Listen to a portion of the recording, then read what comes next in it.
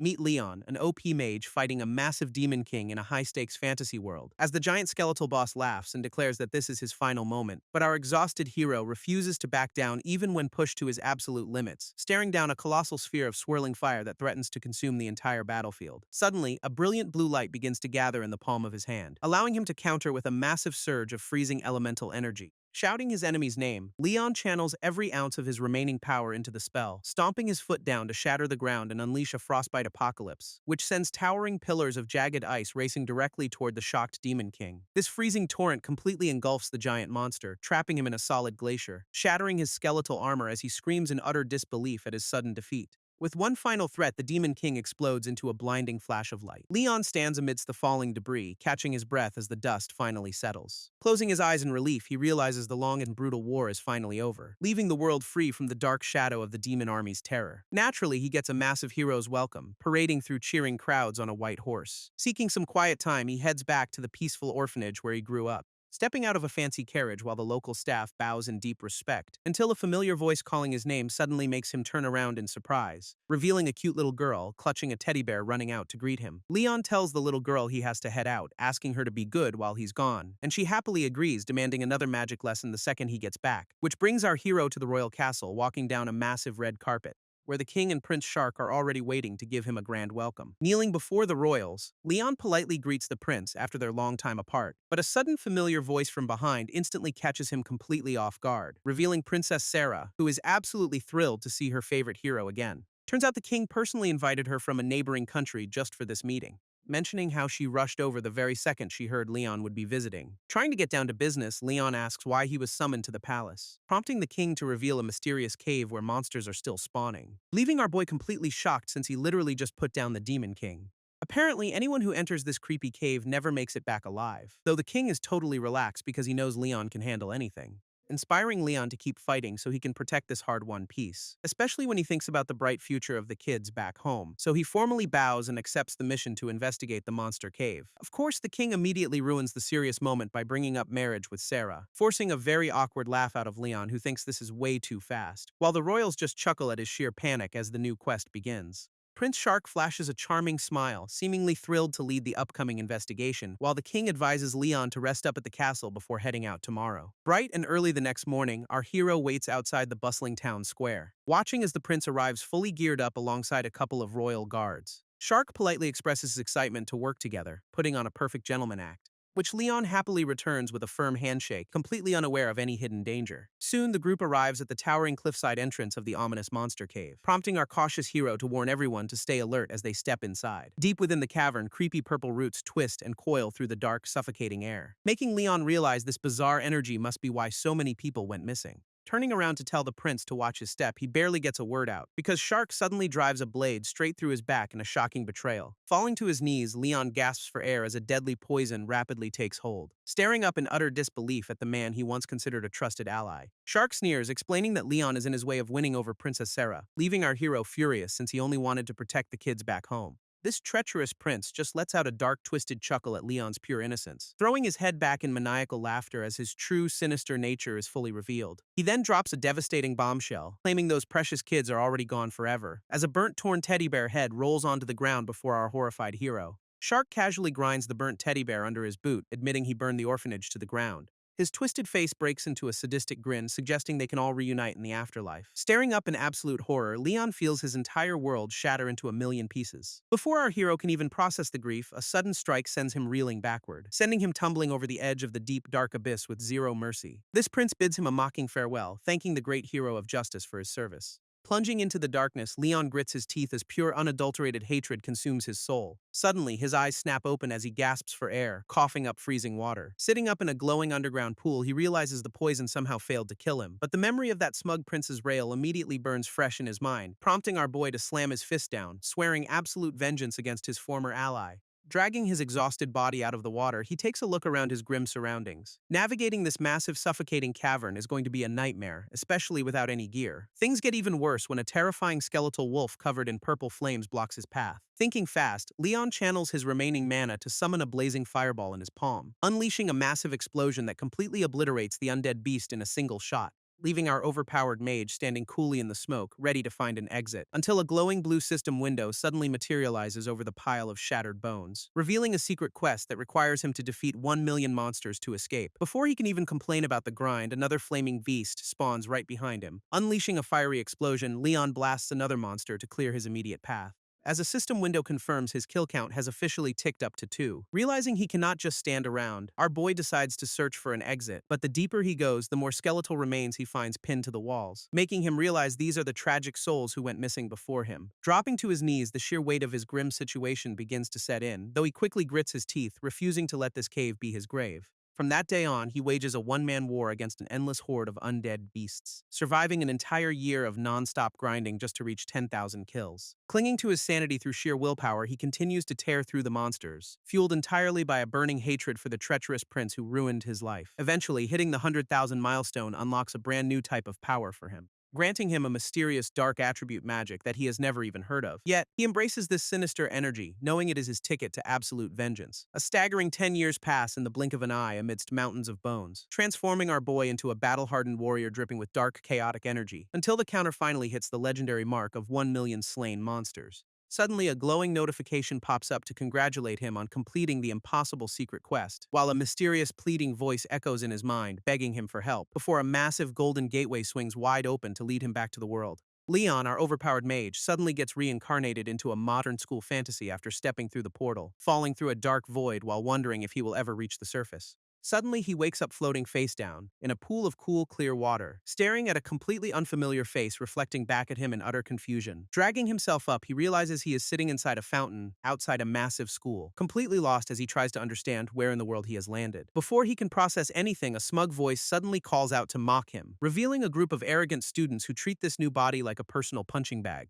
Looking up, our hero asks who they are, completely unaware of his new identity as Kurobane, which absolutely infuriates the red-haired bully who snaps at him to stop playing dumb. This angry thug grabs Leon by the hair, forcing his head back down toward the water, violently shoving him under while screaming at him to wake up and face reality. Underwater, our boy's eyes flash with sudden irritation as he decides to test his magic, instantly channeling his water attribute magic to summon a defensive spell called Armor Flood. A massive geyser of water violently erupts from the fountain, catching the bullies completely off guard, sending the red-haired ringleader flying backward through the air with a shocked scream. Leon stands up majestically amidst the splashing water, leaving the remaining lackeys absolutely terrified, as they stare at his glowing purple eyes and wonder how a weakling did this. Sweating bullets, the lead bully tries to save face before quickly calling for a retreat, running away in pure panic while our confused hero just watches them flee. A mysterious voice commends Leon for unleashing such immense power despite his magic being heavily suppressed, prompting our hero to look up in confusion at a glowing purple orb floating above him. This strange light suggests they find a quieter spot to talk before drifting away from the fountain,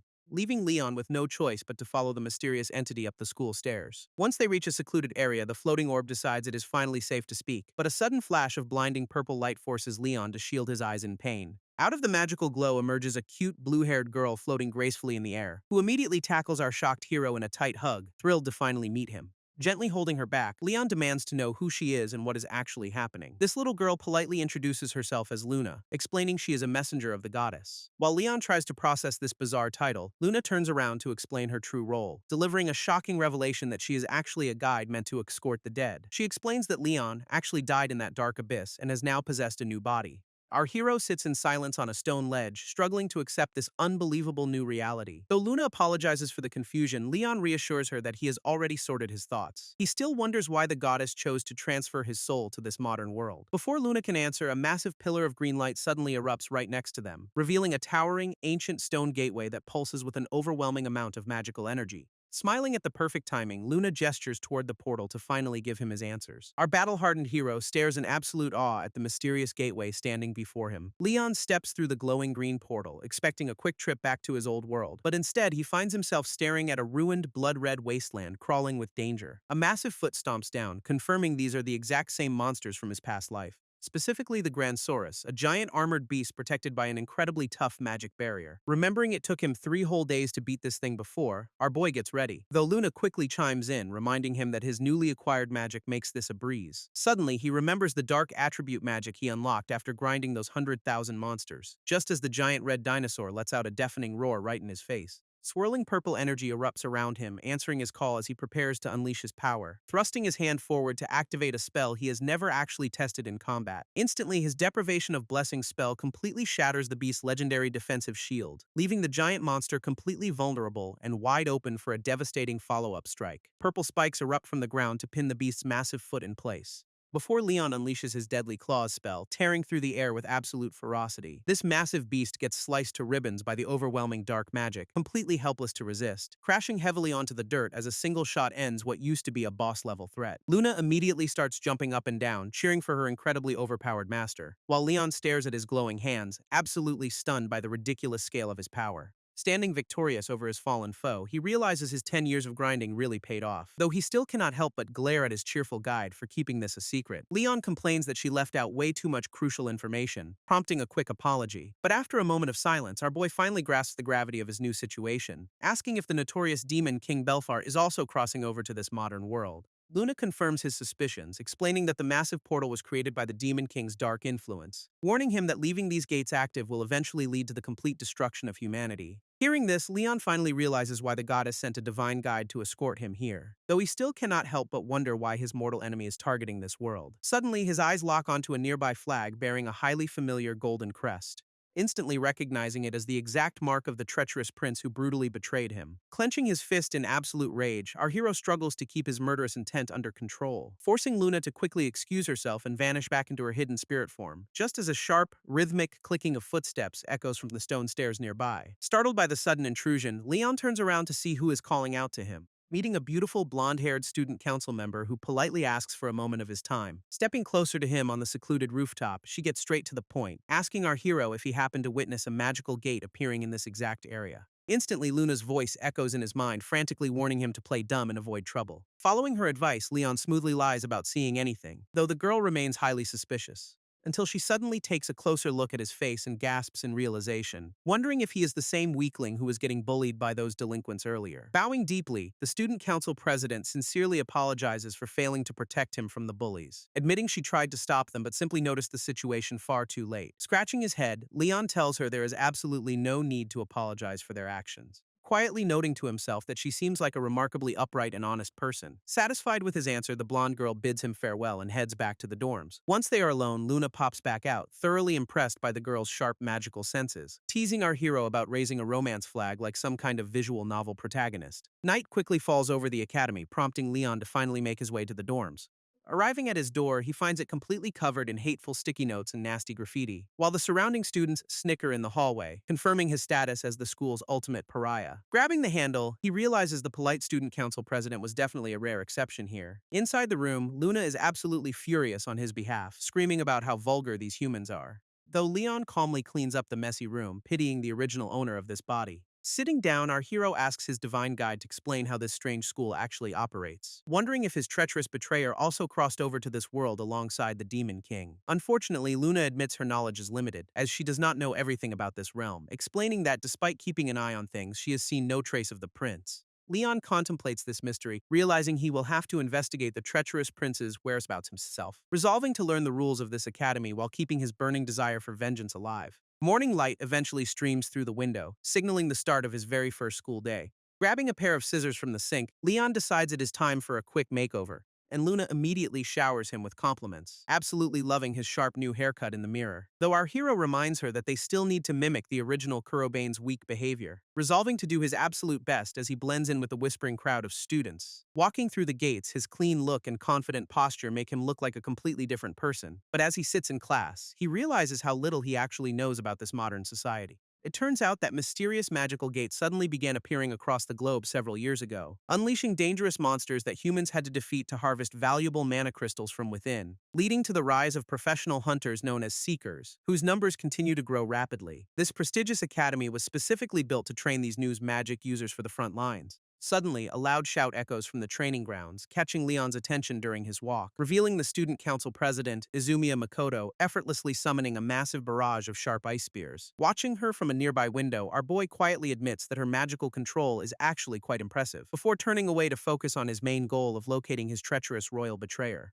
His thoughts are suddenly cut short when a familiar mocking voice calls out his new name, as the red-haired bully from yesterday appears with his lackeys for some easy entertainment. Slapping an arm around Leon's shoulder, the thug smugly demands that he go buy him some bread, prompting our completely unfazed hero to look him dead in the eye and suggest he buy it himself. Our hero's blunt response instantly infuriates the bully, his face twisting in pure rage at the sudden disrespect. While he starts screaming threats, the student council president quietly watches the confrontation from down the hall. This red-haired bully immediately launches a glowing stone attack, aiming to crush our completely unfazed hero, prompting the student council president to rush forward and desperately scream at them to stop. But the massive stone hammer is already flying through the air at high speed. Watching the projectile approach, Leon simply sighs in annoyance at this incredibly weak attempt, preparing to unleash his dark attribute magic to teach this arrogant punk a lesson. Instantly, a massive wall of cracking purple energy erupts right in front of the bully, as Leon casually activates his Grim Eater spell to completely neutralize the incoming threat, shattering the giant boulder into harmless dust before it can even touch him. This hallway falls dead silent as the residual dark magic slowly dissipates around them, leaving the red-haired thug sweating in absolute terror while the president watches in disbelief. Without saying another word, our hero casually walks away and leaves the stunned bullies behind, while the student council president stares at his back, completely unable to process his power. After school, Leon finds a threatening note demanding he show up at the training grounds. Though Luna advises him to just ignore it, Leon decides to go settle this permanently, wanting to eliminate any annoying hindrances that might get in the way of his goals. Luna gets hilariously hyped to throw some hands, though Leon quickly tells her to stay hidden before heading out to the dimly lit training grounds where the thugs are already waiting. This furious bully immediately demands to know how a weakling like him used such magic, ordering his lackeys to back off so he can personally teach our hero a lesson. And Leon calmly agrees on one condition. If he wins, they never bother him again. This red-haired bully bursts out laughing, mocking our hero for suddenly acting so incredibly tough. Completely unfazed, Leon simply gestures for him to bring it on and stop wasting time. This quiet confidence absolutely infuriates the thug, who eagerly prepares to start the fight. But instead of fighting fair, he immediately orders his lackeys to ambush our hero. Unleashing a barrage of elemental magic, the two thugs charge forward to crush him. Our red-haired punk cackles, proudly admitting that his promise of a one-on-one duel was a lie, though Leon's glowing purple eyes reveal that he fully expected this pathetic betrayal anyway. Casually raising his hand, our boy prepares to counter their combined assault with ease, activating his Denial Mirror spell to summon a swirling shield of dark attribute magic. Instantly, the incoming elemental attacks are reflected right back at the cheating lackeys, blasting them across the training grounds as their own magic completely overwhelms them. This red-haired bully stares in absolute horror, unable to comprehend how his lackeys were defeated, while Leon slowly steps forward, calmly explaining that he will never fall for sneak attacks again. Swirling purple flames erupt from his hand as he warns them that betrayals carry heavy consequences. Leaving the lone bully trembling in fear under the dim lights of the training field, he desperately tries to understand what kind of power he is actually dealing with. Realizing this dark energy does not belong to any of the four standard magical attributes, trying to mask his terror, the thug points a trembling finger and calls Leon useless.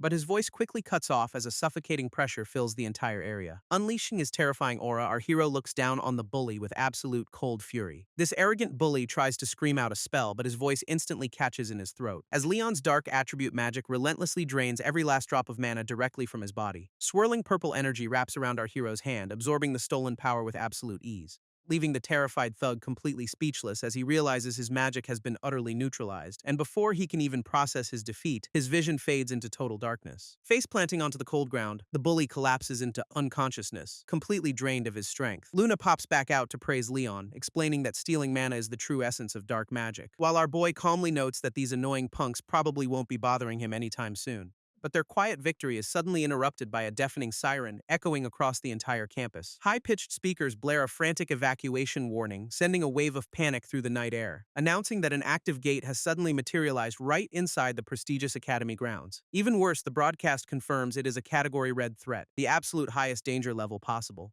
Inside the school building, doors fly open as chaos erupts throughout the hallways, prompting the student council president to take charge, directing terrified students to evacuate into the city. Determined to protect her school, Makoto declares her intention to seal the dangerous gate herself, though a panicked teacher desperately tries to stop her, citing strict orders from the headmaster. He warns that her reckless behavior could bring absolute ruin to the academy if she fails, reminding her of the catastrophic collateral damage caused by previous red gates in neighboring areas. Unfazed by his warning, the blonde president argues that protecting people is the exact reason they train, resolving to seal the gate and handle the crisis before things can spiral completely out of control. A massive red gate bursts open, unleashing a pack of ferocious wolf monsters onto the campus, while terrified students scramble for their lives as the beasts quickly close the distance. One cornered student desperately summons a stone spike from his arm to defend himself, but the lead wolf easily crushes his weak magic with its massive jaws, leaving the poor guy completely defenseless as the pack prepares to tear him apart. Suddenly, a barrage of sharp ice spears rains down, instantly impaling the monsters, saving the student just in the nick of time as the wolves freeze solid, revealing the student council president standing tall with her powerful ice magic fully charged. She quickly orders the shaken boy to regroup with others and evacuate immediately, watching him run off while worrying about the remaining students in the nearby city. Stealing her resolve, the blonde president realizes she cannot wait for backup to arrive, deciding that she must enter the dangerous gate and defeat the boss herself. Observing from afar, Leon and Luna witness the brave president charge straight into the portal.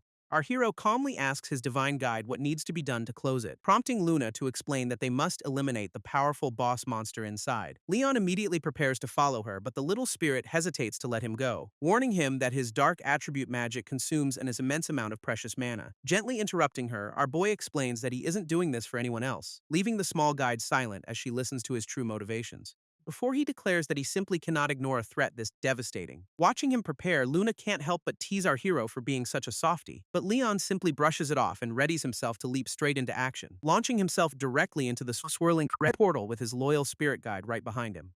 Meanwhile, the exhausted student council president is struggling to catch her breath inside the cavern, quickly realizing that a Category Red dungeon is way more than she can handle alone. Before she can even recover, a massive red serpent monster suddenly rears up behind her, leaving the blonde president completely defenseless as she turns around in absolute panic. Just as the beast strikes, a devastating burst of dark magic shreds the monster to pieces, shielding Makoto from the impact and leaving her staring in total disbelief at the purple energy. She looks up with wide eyes, trying to process who could possess such terrifying power. Out of the shadows steps our boy, his hands still crackling with residual dark magic. Recognizing his face, she immediately asks if he is the supposedly weak Kurobane Ren, while Luna quietly celebrates their perfect timing as Leon casually stands atop the defeated beast. Our hero simply offers a calm smile, expressing relief that she managed to escape unharmed. However, the president remains highly suspicious, demanding to know his true identity and mysterious magic. Instead of answering, our boy casually deflects her questions, completely unfazed by her intense interrogation. He reminds her that their main priority should be sealing this dangerous gate first. This logical argument catches her completely off guard, forcing her to put her suspicions aside, and she reluctantly agrees that they need to focus on the immediate threat.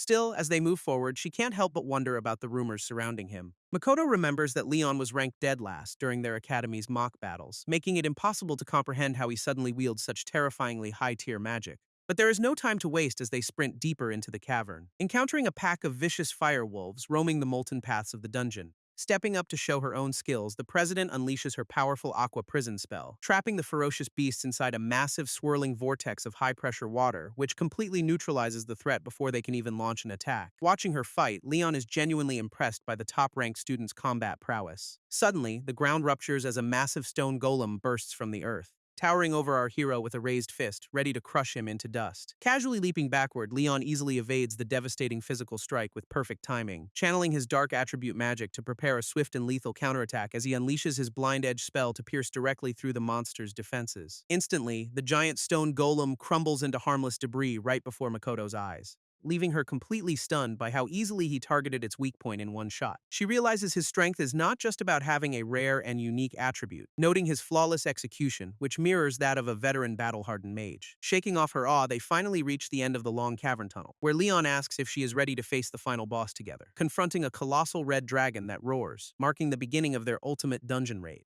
Makoto stares in absolute shock, realizing they are facing a highly dangerous lava dragon. Leon quickly warns her to stay alert, explaining the beast's deadly attack patterns, but the massive monster roars, charging up a devastating blast of pure heat. Instantly, a blinding torrent of fire erupts from its jaws, vaporizing the cavern floor. Before she can even recover, a massive spiked tail swings directly at her face, which smashes into the ground with enough force to shatter the surrounding stone. Realizing our boy's warning was entirely accurate, the president quickly prepares her counterattack, as she launches a massive icicle lance to pierce straight through its fiery hide. Unfortunately, the extreme heat melts her powerful ice spell before it can even connect, leaving her completely stunned by how easily her elemental advantage was neutralized.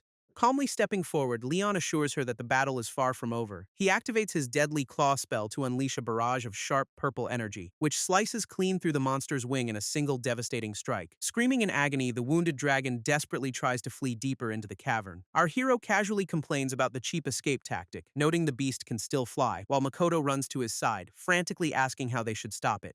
prompting Leon to ask if she can wield any other magical attributes. He requests that she use her magic to slow the fleeing monster down, and she readily agrees, placing her full trust in his tactical genius. Instantly channeling her wind attribute magic to summon a powerful swirling green vortex. Makoto unleashes her wind magic, focusing her energy into a swirling green sphere of high-pressure air, launching her aerial blast spell to trap the massive lava dragon inside a powerful wind vortex, which completely halts the beast's escape as it struggles helplessly against the raging currents, prompting Luna to quickly alert Leon that the giant monster has finally stopped moving. As our boy calmly steps forward to deliver the final blow to the trapped beast, he channels his dark attribute magic, summoning a massive swarm of glowing purple butterflies, before unleashing his ultimate Abyss Ruler spell to completely envelop the terrified dragon. With a casual flick of his wrist, Leon triggers the devastating dark energy, causing a massive purple explosion that completely obliterates the boss monster in an instant, shielding the stunned president from the shockwave as the dark magic slowly fades away. This colossal dragon collapses onto the cavern floor, defeated and dissolving into harmless particles. Luna immediately cheers in absolute delight, praising our hero for his incredible victory, while Makoto looks at him in awe, quietly admitting that he actually pulled it off. Admitting she has countless questions about his identity, but deciding to put them aside, offering a warm smile and a handshake to thank him for the spectacular battle. A bright, fiery portal suddenly wraps around them, transporting the duo back to the academy grounds, where Leon notes that the surrounding area is safe and the monster threat is fully contained. Suddenly, a cold and demanding voice calls out to the president, catching them both off guard, revealing a stern man standing by a luxury car, furious that she ignored his direct orders. As they find themselves face to face with the powerful academy headmaster Shido Atsushi, standing before a sleek luxury car, the duo is confronted by a very displeased older man, who immediately demands to know why the president decided to disobey his direct instructions, prompting our hero to quietly ask his spirit guide for the identity of this arrogant stranger. As Luna explains that he is Shido Atsushi, the incredibly wealthy founder of their academy. Looking at the man, Leon instantly suspects this shady billionaire might have secret ties to Shark. Meanwhile, Makoto steps forward to apologize for her reckless behavior while trying to explain herself, but the headmaster scoffs, telling her that a simple sense of justice is no excuse, demanding to know what she would have done if her little stunt had failed miserably. Intervening on her behalf, Leon calmly suggests that the headmaster should praise her courage instead, which only infuriates the older man, who snaps that a mere outsider has no right to speak, only for Makoto to defend him, declaring that they closed the gate solely because of his help. This shocking revelation catches the headmaster completely off guard as he stares at our boy, before he bursts into hysterical laughter upon recognizing Leon as the school's lowest-ranked student. Calling the claim utterly ridiculous, the arrogant man turns around and walks back to his car, leaving the president desperately calling out to him as he prepares to leave them behind, coldly ordering her to clean up the mess since she has so much free time. With a screech of tires, the luxury vehicle speeds away into the dark night, prompting our boy to resolve that he must investigate the headmaster's suspicious background very soon. Returning to the quiet safety of the academy dorms after a long and exhausting night, our hero and his tired spirit guide finally collapse, glad to survive such a wild day. Back at the dorms, Luna is absolutely fuming over how arrogant the headmaster was, sighing over how poorly everyone treats Ren compared to the highly praised student president. But Leon is completely distracted, quietly flipping through a mysterious notebook he found, which turns out to be the personal diary of the body's original owner, Kurobane Ren, revealing the tragic memories of a boy who was pushed to his absolute mental limits. And as they read further, the sheer cruelty of the academy starts to unfold. Ren had desperately wanted to become a seeker to pay for his sister's medical bills. Yet his lack of magical talent made him an easy target for constant bullying, with classmates constantly tormenting him and destroying his belongings without any remorse, leaving the poor kid to endure physical abuse in a living hell every single day, shedding tears of absolute frustration while suffering through the torment in complete silence. This tear-stained pages reveal just how deeply those scars ran before Leon took over, prompting our hero to close the book with a heavy heart and newfound resolve, while Luna watches him anxiously, sensing the cold anger building up inside her master. He stares out into the dark night, determined to make things right for the boy. Our boy quietly vows to deliver absolute justice to everyone who made Ren's life miserable. Meanwhile, the corrupt headmaster is sitting comfortably inside his lavish office late at night, puffing on a cigar while reviewing the files of the students who defied him, scoffing at Ren's abysmal magic scores and wondering how a loser dared to criticize him, smiling maliciously as he plots to have our hero expelled from the academy for good. Taking a warm shower to wash away the exhaustion, Makoto finds herself completely lost in her thoughts, unable to comprehend how the academy's worst student suddenly wields such terrifyingly high-tier dark magic.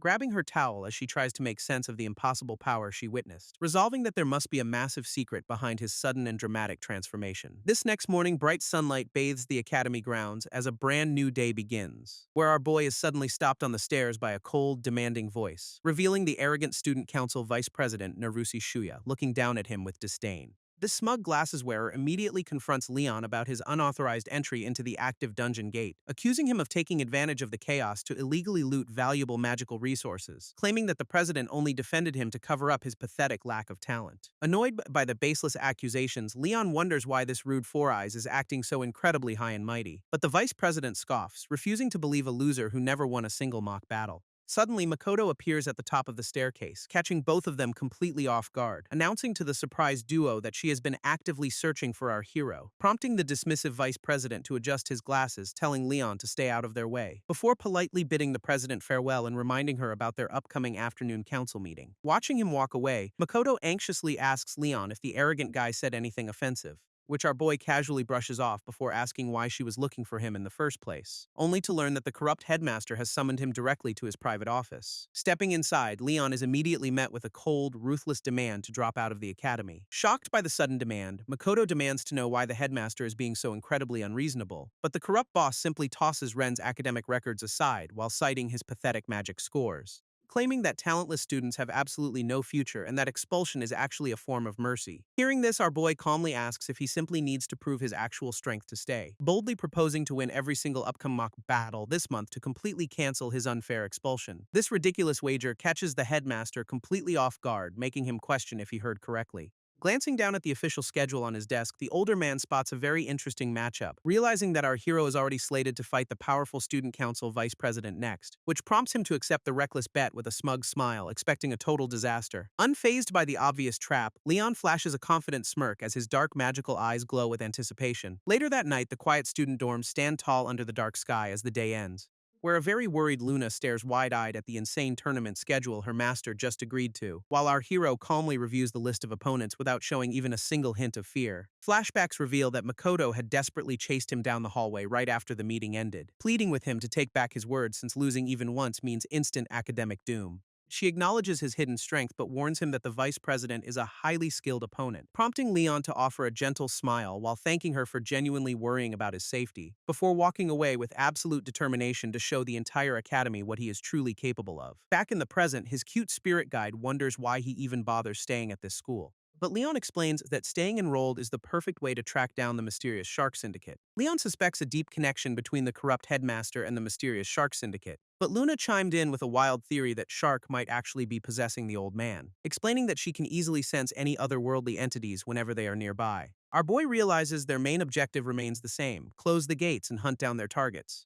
Though he suddenly notices his cute spirit guide looking incredibly downcast and sad, she quietly confesses her guilt for dragging him into such a dangerous and heavy-dimensional conflict. Yet Leon quickly reassures her that he is actually quite grateful for this second chance, vowing that this new life allows him to get absolute revenge on those who wronged him, so there is absolutely no reason for her to feel bad about their shared destiny. Hearing his kind words, the little spirit guide stares up at her master in complete awe, silently feeling incredibly glad that he was the one chosen to wield this legendary power. Deciding it is time to turn in, Leon notes he needs some rest before tomorrow's match, prompting Luna to enthusiastically cheer him on to crush the arrogant headmaster's ridiculous expectations. She secretly wishes for all of his deepest desires to finally come true in this world. This next morning, a massive crowd gathers at the Academy Arena for the highly anticipated mock battles, where Leon's first opponent smugly laughs about getting matched with the school's most famous loser, while the mocking spectators in the stands loudly tell the guy to take it easy on him. Unbothered by the insults, our hero simply lets out a quiet sigh as the match begins. Instantly, the arrogant student channels his green wind magic, aiming to finish the fight in one blow,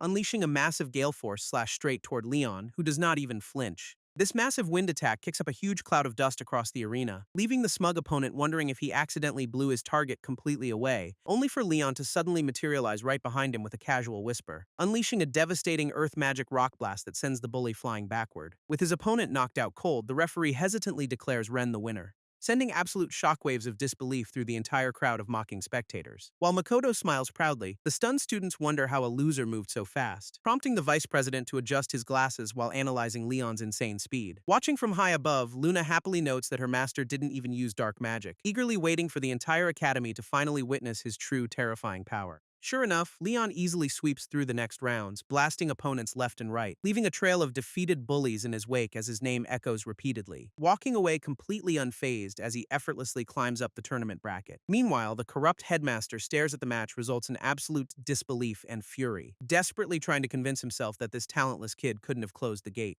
before a sudden knock at his office door prompts him to coldly order them in. Stepping inside, the vice president politely asks why he was summoned so suddenly. Knowing his highly anticipated match against the rising underdog is coming up next, this headmaster sternly commands him to fight at full strength to ensure absolute victory, prompting the smug vice president to declare that he won't show any mercy. Analyzing all of Ren's recent mock battles, the vice president notes he only used basic earth magic, confidently assuring the corrupt headmaster that the rising underdog is still absolutely no match for him, which brings a highly satisfied, malicious grin to the old man's face as he stops worrying. Stepping out of the private office, the smug glasses wearer closes the heavy wooden door behind him, quietly wondering why the headmaster is acting so incredibly cautious about a total loser, though he remains absolutely certain that there is no way he could ever lose this fight. Meanwhile, the arena speakers loudly announce another flawless victory for our boy under the bright blue sky, leaving the stunned crowd whispering in absolute disbelief at his impossible month-long winning streak. Feeling pretty good about his steady progress, Leon grabs a refreshing bottle of water to cool down, handed over by a smiling Makoto who has been genuinely cheering him on from the sidelines. She reminds him that he only needs one more win to completely cancel his unfair expulsion, unaware that their arrogant next opponent is quietly watching them from the shadows with pure disdain. As the sunset paints the sky orange, the final highly anticipated match of the day is called, prompting Shuya to immediately warn our hero not to get cocky over a few easy wins. But Leon casually brushes it off, explaining that he is simply here to get the job done. When the vice president mockingly asks if he actually expects to win, our boy confidently agrees, sending a wave of sheer irritation through the smug four eyes as he adjusts his glasses. Unleashing a heavy, menacing aura, Shuya vows to make this arrogant upstart deeply regret his bold words, while Makoto, Luna, and the corrupt headmaster watch intently from the stands with very different expectations. Leon stands completely ready as his magical eyes glow, waiting for the signal to start the clash. Standing opposite each other in the sunset-drenched arena, the two opponents prepare for their final showdown. Shuya charges up his magic while quietly questioning how a low-ranked loser could suddenly awaken such power, suspecting that Leon deliberately hid his true strength just to show off with consecutive wins. Determined to expose what he believes is a fraud, the smug vice president readies his opening move, manifesting a high-rank wind attribute spell that forms a brilliant, crackling lightning bow. Drawing the glowing string back, he fires a devastating projectile directly at our unbothered hero, sending a massive wave of destructive energy tearing across the battlefield with terrifying speed. Reacting instantly, Leon drops low and slams his hand against the stone floor to activate his defense, summoning a massive clay wall that rises from the ground to shield him from the incoming blast. This lightning arrow collides violently with the earthen barrier, exploding in a shower of sparks, leaving Shuya completely stunned that his high-rank offensive magic was so easily neutralized by basic defense. Whispers of absolute disbelief ripple through the crowd as the spectators realize the underdog actually blocked it, forcing the vice president to quickly compose himself and remember that his opponent only uses earth magic. Deciding to overwhelm him with sheer numbers, the arrogant student council member raises his hand, conjuring dozens of massive boulders that hover menacingly in the air directly above the arena before clenching his fist to rain down a relentless barrage of heavy stone projectiles. This devastating rock shower pours down from the sky, aiming to crush our hero into the dirt. But Leon simply looks up with glowing eyes, calmly swirling a green vortex of wind in his palm, unleashing a massive aerial blast that spirals upward to completely obliterate the falling boulders, shattering his confidence as the broken remnants of his attack rain harmlessly around them. Staring in absolute shock, the glasses-wearing vice president cannot comprehend how a loser mastered wind magic, while the crowd erupts into wild cheers as they witness another impossible counterattack. Shocked spectators whisper among themselves, completely baffled by Leon's sudden display of multiple elemental attributes, prompting Makoto to silently note how incredibly rare it is for anyone to wield dual elements, since mastering even a single magical attribute normally requires a lifetime of intense dedication. Clenching her hands in her lap, she realizes his level of proficiency makes absolutely no sense, gazing up at her mysterious classmate with a mixture of profound awe and confusion. Meanwhile, Shuya grinds his teeth in frustration, refusing to accept that his opponent can use wind magic. But our hero calmly retorts, asking if the elite student is simply looking down on everyone else. This casual remark instantly strikes a nerve, sending a wave of pure fury through the arrogant vice president. Unfazed, Leon continues his lecture, calling out his opponent's arrogance, carelessness, and terrible attitude, which only serves to make the glasses-wearer's blood boil even further under the orange sunset. Squeezing his fist, the furious student council member warns our boy not to get ahead of himself, declaring that the corrupt headmaster is the only person in this academy worthy of his respect. As blue energy crackles around his hand, he vows to reach the absolute peak of magic, glaring with intense hatred to make sure Leon knows they are not on the same level. Suddenly, a massive torrent of high-rank water magic erupts around him, lighting up the entire arena, leaving the spectators gasping in awe at the sheer destructive scale of his signature elemental spell. Unleashing his ultimate attack, the vice president confidently declares that this is the end of the match. Yet Leon stands completely still as the freezing water surges around his feet without causing any damage. Shuya unleashes his ultimate freezing spell, summoning a massive column of swirling blue water, believing that neither wind nor earth magic can possibly block this absolute zero temperature. This arrogant vice president smiles as a giant pillar of solid ice traps our hero inside. Suddenly, a brilliant burst of intense orange flames begins to crackle from within the frozen prison, leaving the smug glasses wearer sweating in sheer disbelief as his ultimate move starts to fail. With a deafening crash, the massive ice structure shatters under the pressure of intense heat, revealing Leon standing completely unharmed amidst a swirling vortex of high-rank fire magic. Staring at the flames, Shuya realizes with absolute horror that his opponent wields three distinct elements, but our unbothered hero casually notes that he is not limited to just three attributes. Before the elite student can even process this claim, a massive frozen glacier manifests high above,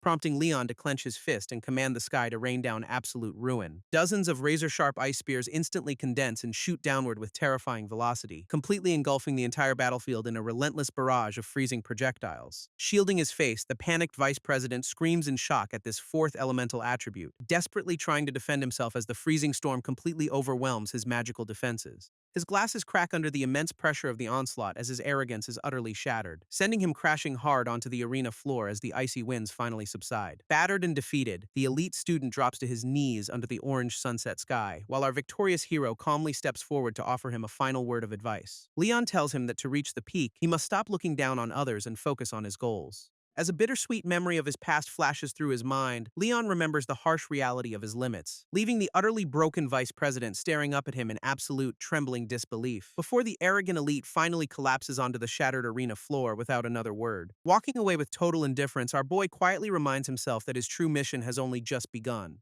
while the referee loudly announces his official victory to a completely stunned and silent crowd. Later that night, the quiet academy stands under the cold glow of a crescent moon. But inside the headmaster's office, a furious fist slams down on the desk in pure outrage, as the corrupt old man desperately tries to deny that a supposed loser wields four elements. Meanwhile, the student council president firmly defends Leon, reminding everyone that he single-handedly closed the red gate, which only fuels the headmaster's burning hatred as he refuses to accept this humiliating reality. Standing up in a fit of rage, the old villain pushes his chair back, immediately grabbing his phone to dial a secret contact while cursing our hero's name, swearing to have Leon expelled at any cost while burning his student profile to ashes. Back in his dorm room, our boy sits deep in thought while his cute summon sleeps peacefully, reflecting on how defeating the vice president successfully forced the academy to cancel his unfair expulsion. Staring at his notebook, he maps out the suspicious connections between the headmaster and the Demon King, wishing he could interrogate Shido directly, though the corrupt old man is conveniently out on business. Deciding on his next move, Leon circles the mysterious gates as his absolute top priority,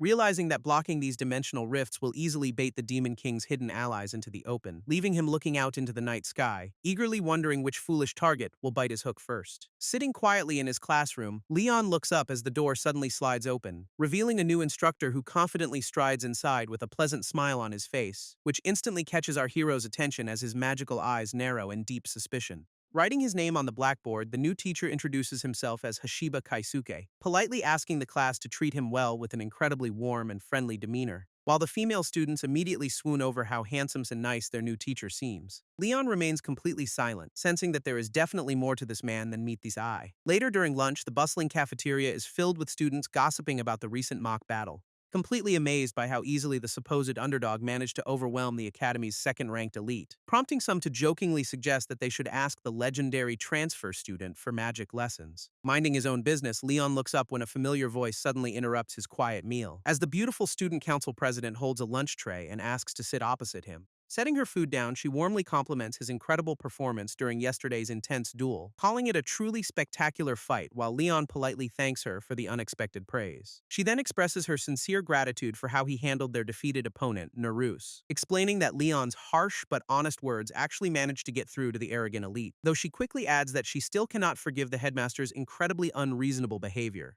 This president reveals the corrupt old man was a former seeker with rumors of shady connections, leaving our hero to quietly ponder what kind of dangerous allies the headmaster might be hiding. Suddenly, the cafeteria's broadcast screen flashes to life, interrupting their conversation with an urgent announcement. This news broadcast warns that dimensional gates have been appearing with much higher frequency lately, urging citizens without magic to stay far away from these highly dangerous zones. which reminds our hero of his cute summon's warning about the impending doom of their world, knowing that letting these vicious monsters run wild would completely destroy everything he holds dear. Refusing to let the Demon King's forces win, Leon resolves to take matters into his own hands. But first, he quietly asks the student council president to investigate a highly suspicious matter. Under the cover of darkness, our boy slips out of the academy to begin his nightly patrol, accompanied by his loyal little summon who is always eager to help him hunt down threats, as she happily gushes over how incredibly cool it is that he protects the city in secret. Suddenly, they stumble upon a glowing green gate that has just manifested in an alleyway, prompting Leon to immediately step through the dimensional rift without a single shred of hesitation, arriving on the other side only to find themselves in a completely different environment.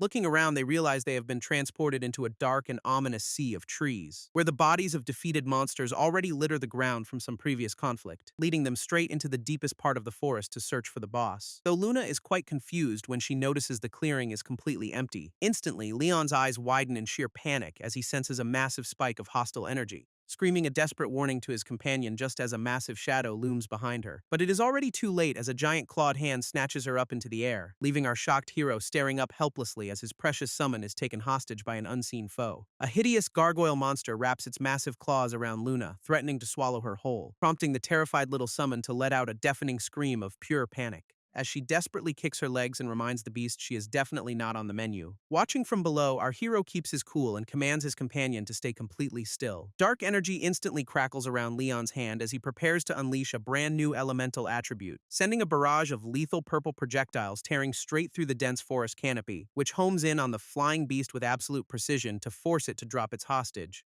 shredding the monster's defenses in a blinding flash of dark magical energy. This impact completely blows the creature apart, sending Luna falling safely back down to Earth. Meanwhile, the defeated gargoyle crashes heavily onto the forest floor, utterly destroyed by the single strike, allowing Leon to catch his adorable companion mid-air and gently reassure her that she is safe. Still shaking off the shock, she eagerly praises his insanely fast reaction time during the ambush. But our boy casually explains that surviving the depths of hell made dodging surprise attacks second nature, leaving the cute summon looking up at him with even more admiration than before. Stepping back through the glowing green gate, they celebrate successfully closing the rift without any civilian casualties. Though their brief moment of peace is suddenly cut short as Leon senses another threat, when a rain of sharp golden crystal spears suddenly rains down from the night sky, forcing our hero to swiftly leap backward as the deadly projectiles obliterate the pavement beneath him. Glaring through the dust, his eyes narrow with intense focus as he locates the hidden attacker, spotting a mysterious silhouette standing high atop a nearby building, waiting for their final showdown. Crouching in the shadows, the masked assassin is genuinely impressed that his target detected his presence, narrowing his eyes as he eagerly anticipates a highly entertaining hunt tonight. Sensing the danger, Leon immediately orders Luna to find a safe place to hide, before demanding to know the identity of this mysterious rooftop attacker and his motives. Refusing to answer, the hooded assassin merely scoffs as intense flames begin to coat his body, unleashing a massive wave of fire magic to incinerate our hero right on the spot. Swiftly leaping backward, Leon effortlessly dodges the blazing pillars erupting from the concrete pavement. But the attacker quickly follows up, determined to keep the pressure on his target, raining down a relentless barrage of massive fireballs to completely engulf the entire street. Watching the incoming flames, our unbothered hero calmly prepares to reveal yet another secret attribute, quietly chanting the activation phrase for his highly destructive and rare dark magic. Instantly, a massive void called Grim Eater manifests to swallow the blazing inferno whole, leaving the assassin completely dumbfounded as his ultimate fire spell is utterly erased. Shaking with disbelief, the hooded hunter desperately tries to comprehend what kind of magic he just witnessed, while Leon glares back with glowing purple eyes, refusing to let his assailant escape, summoning a massive razor-sharp dark claw that tears through the night sky with terrifying speed. This devastating spell completely shatters the assassin's defenses in a violent burst of purple energy, resulting in a painful wound as he barely manages to survive the overwhelming counterattack. Realizing he is completely outmatched, the panicked hunter decides to prioritize his survival and escape, throwing down a smoke bomb to vanish into the night before our hero can finish him off. Looking up at the empty rooftop, our boy realizes the slippery assassin has already vanished into thin air, which prompts his cute little summon to pop out and check if he is doing all right, leaving the duo standing in silence on the deserted street as they process the sudden ambush. Back in the safety of his dorm room, Luna wonders who could have targeted them so aggressively, but Leon calmly explains that they at least confirmed their mysterious enemy is actively making moves, suspecting that this masked attacker might actually have some shady connections inside the academy itself. Staring out his window, our hero vows to drag every single secret out of the assassin next time. This next morning, Leon sits quietly in class while keeping his guard up against any potential threats, keeping a very close eye on the suspicious new instructor writing on the chalkboard. Walking down the hallway after class, our boy turns around when a familiar voice calls his name, revealing the friendly new teacher who claims to have heard all about his solo gate clearing achievement, mentioning how the stubborn headmaster completely refuses to believe such an incredible feat actually happened. However, Kaisuke warmly reassures Leon that he fully believes in his power after witnessing the mock battle, offering a pleasant, squinty-eyed smile that seems almost too perfect to be genuine. Patting our hero on the shoulder, the polite instructor wishes him luck before Leon quietly thanks him. But as soon as Leon walks away, Kaisuke's eyes glow with a sinister, malicious pink light. Later that night, the masked assassin watches from a high vantage point as Leon enters another green gate, clutching his chest while swearing to get absolute revenge for the painful wound he received yesterday, promising himself that he will not make the same foolish mistake of letting his guard down again, especially now that he has a secret communication device ready to call in some serious backup. Stepping out of the glowing green gate, Leon calmly returns to the quiet city streets, while the masked assassin watches in absolute shock at how fast the gate was cleared. Shaking off his surprise, the hunter pulls out a detonator and orders his hidden backup to strike, triggering a massive fiery explosion that completely engulfs our hero in a blinding flash of light. Believing his trap worked perfectly, the hooded killer watches the flames with a smug grin, as the devastating blast tears through the concrete and lights up the dark night sky, letting out a mocking laugh at how incredibly easy it was to finish the job. Speaking into his radio, he commands his subordinates to go down and verify the kill, but a sudden scream of pure agony from the other end completely cuts him off. Whipping his head around, the panicked assassin desperately scans the shadows for any sign of movement, trying to comprehend how anyone could have possibly survived that level of destructive firepower. Reassuring himself, he assumes his high vantage point keeps him completely safe from detection, only to freeze in sheer terror when Leon suddenly materializes right behind him. Our boy casually explains that his adorable little summon was busy scouting out the surrounding rooftops, before unleashing a swift wind blade that slices through the air with deadly precision. This powerful attack completely shatters the assassin's mask, exposing his true face to the moonlight, revealing none other than their supposedly friendly new classroom instructor, Hashiba Kisuke. Leon points out that Hashiba foolishly used a different arm to write on the blackboard today, deducing that the injury he sustained during their previous rooftop clash was the obvious cause. And a quick background check by the student council president confirmed his past as a rogue seeker. Leon reveals he also knows the homing magic attack was Kisuke's personal specialty, standing tall as he calls out the rogue instructor by his real name, asking the cornered assassin if he has finally found his resolve to speak, leaving Kaisuke staring up in absolute disbelief at the student who outsmarted him. Our hero demands to know the exact reason behind this relentless, unprovoked assault, but the exposed traitor merely smirks as a dark chuckle escapes his lips, bursting into a maniacal fit of laughter while mockingly praising Leon's impressive detective work.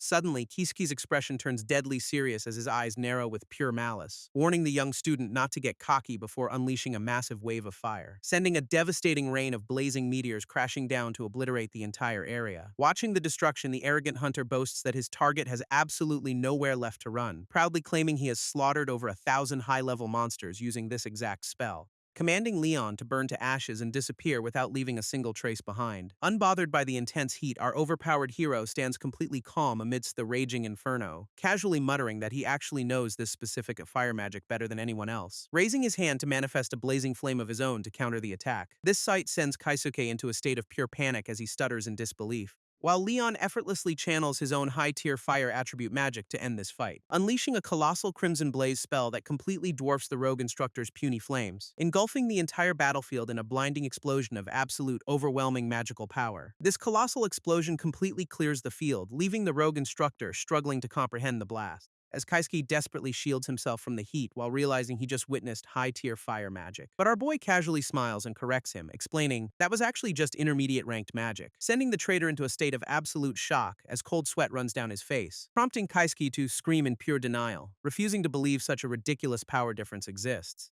Walking forward with dark energy crackling in his hand, Leon brings up the instructor's earlier boast, coldly revealing that he has personally slain over 100,000 monsters during his time in hell. Before the traitor can even react, our hero lunges forward and grabs him by the throat, lifting him high into the air as terrifying purple flames wrap around his helpless body, leaving Kaisuke utterly paralyzed as he feels his very life force being rapidly drained away. Letting out a painful scream, the rogue instructor desperately thrashes against the overwhelming dark magic, but his body completely freezes up, leaving him entirely at our overpowered hero's mercy. While his cute summon celebrates their victory, Leon notes there is still one crucial task left, pinning the defeated assassin to the ground to begin a very intense interrogation session. Glaring down with glowing eyes, he demands to know if the Academy's headmaster Shidu ordered the hit. taking the traitor's sudden, terrified silence as a loud and clear confirmation. Shaking with fear, Kisuke squeals that he was ordered to eliminate anyone trying to close the rifts, which helps our smart hero instantly connect the dots behind this massive conspiracy. Realizing Shido is working with the demon Belfar, even if his school's true purpose remains a mystery. But either way, Leon knows the shady headmaster is the ultimate key to solving everything. Kisuke panics, realizing the corrupt headmaster will simply play dumb and abandon him if he gets caught, leaving the defeated rogue instructor tied up in a dark room to rot in silence. Standing in the pouring rain, Leon realizes this setback will force Shido to make a desperate move, which is exactly what our hero wants as he prepares to take down the mastermind, walking away into the night while swearing to expose the entire conspiracy once and for all. Meanwhile, a sleek black car pulls up to a massive estate under the cover of darkness. As lightning flashes across the stormy sky to illuminate the headmaster's grand, ominous mansion. Knocking on the heavy front doors, a nervous associate announces his arrival to the guards inside, walking down the long, silent hallways while feeling an incredibly heavy and suffocating pressure in the air. Sweating profusely, the messenger admits to himself that he can never truly get used to this place, before finally reaching the private study and knocking gently until a cold voice commands him to enter. Stepping inside, the anxious subordinate bows deeply to show his absolute respect to the powerful man in the chair, who casually swirls a glass of red wine while demanding to hear the latest report. This messenger quickly explains the current situation, standing at attention while Shido listens quietly by the fireplace,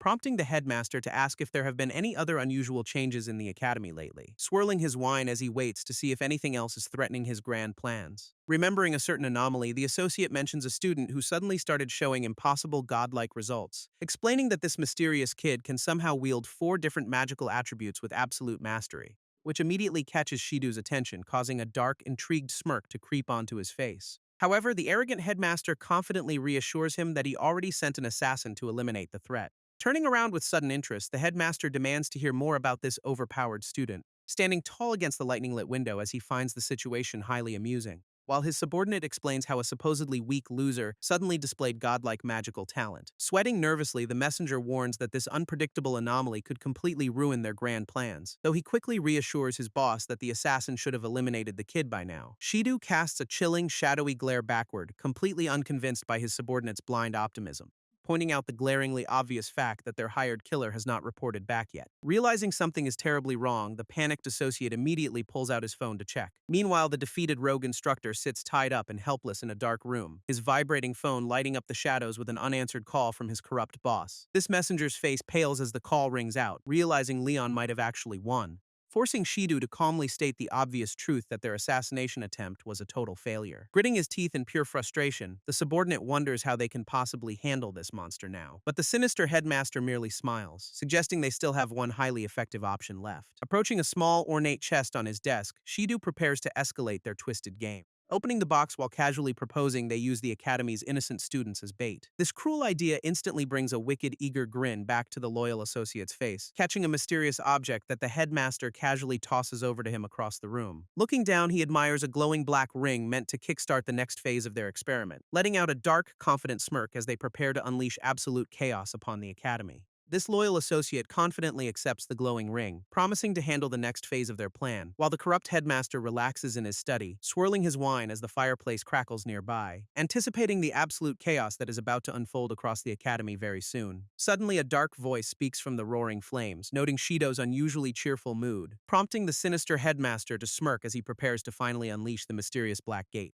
Chuckling darkly in the quiet room, completely confident that his grand scheme is flawless. This very next day, Shido calls Leon into his office to offer a surprisingly humble apology, claiming he made a massive mistake regarding the young student's true magical capabilities, explaining that exceptionally talented individuals deserve to be placed in high positions, and pointing out that the sudden surge in active rifts requires immediate, powerful intervention, assigning Leon to work directly alongside the student council president to clear these dangerous gates, which our hero instantly realizes is just a convenient excuse to send him on patrol.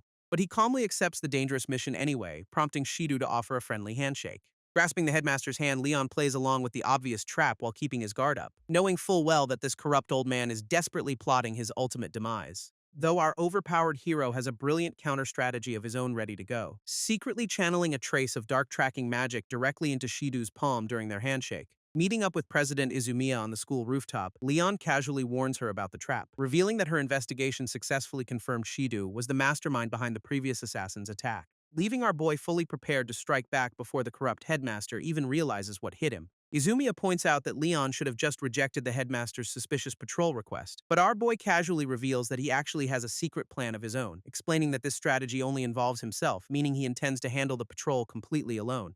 However, the stubborn student council president immediately cuts him off, insisting on tagging along anyway. She firmly declares that she refuses to stand by and watch while the academy faces such danger, prompting Leon's cute summon to note her resolve, leaving our hero with no choice but to agree. As the sun begins to set, the duo officially begins their patrol through the quiet streets, though Leon notes that he cannot sense the presence of any active gates nearby just yet. Breaking the silence, he turns to Izumiya and asks if she is genuinely afraid of the monsters, and she honestly admits that claiming to be completely fearless would be a total lie. Nevertheless, she is fully prepared to risk her life to protect the world from these threats, causing our hero's eyes to widen slightly as her words trigger a sudden familiar memory. This president explains that this noble resolve is the exact reason she chose to become a wizard, which perfectly mirrors the exact speech Leon gave before embarking on his quest to defeat the Demon King. Staring at her in silence, our overpowered protagonist is deeply struck by her pure, unwavering determination, while she softly adds that standing by his side gives her the ultimate strength to fight. Suddenly, their touching moment is violently shattered when a massive, ominous red gate erupts directly beneath them, sending a jolt of pure shock through Leon as a terrifying vortex of dark energy manifests,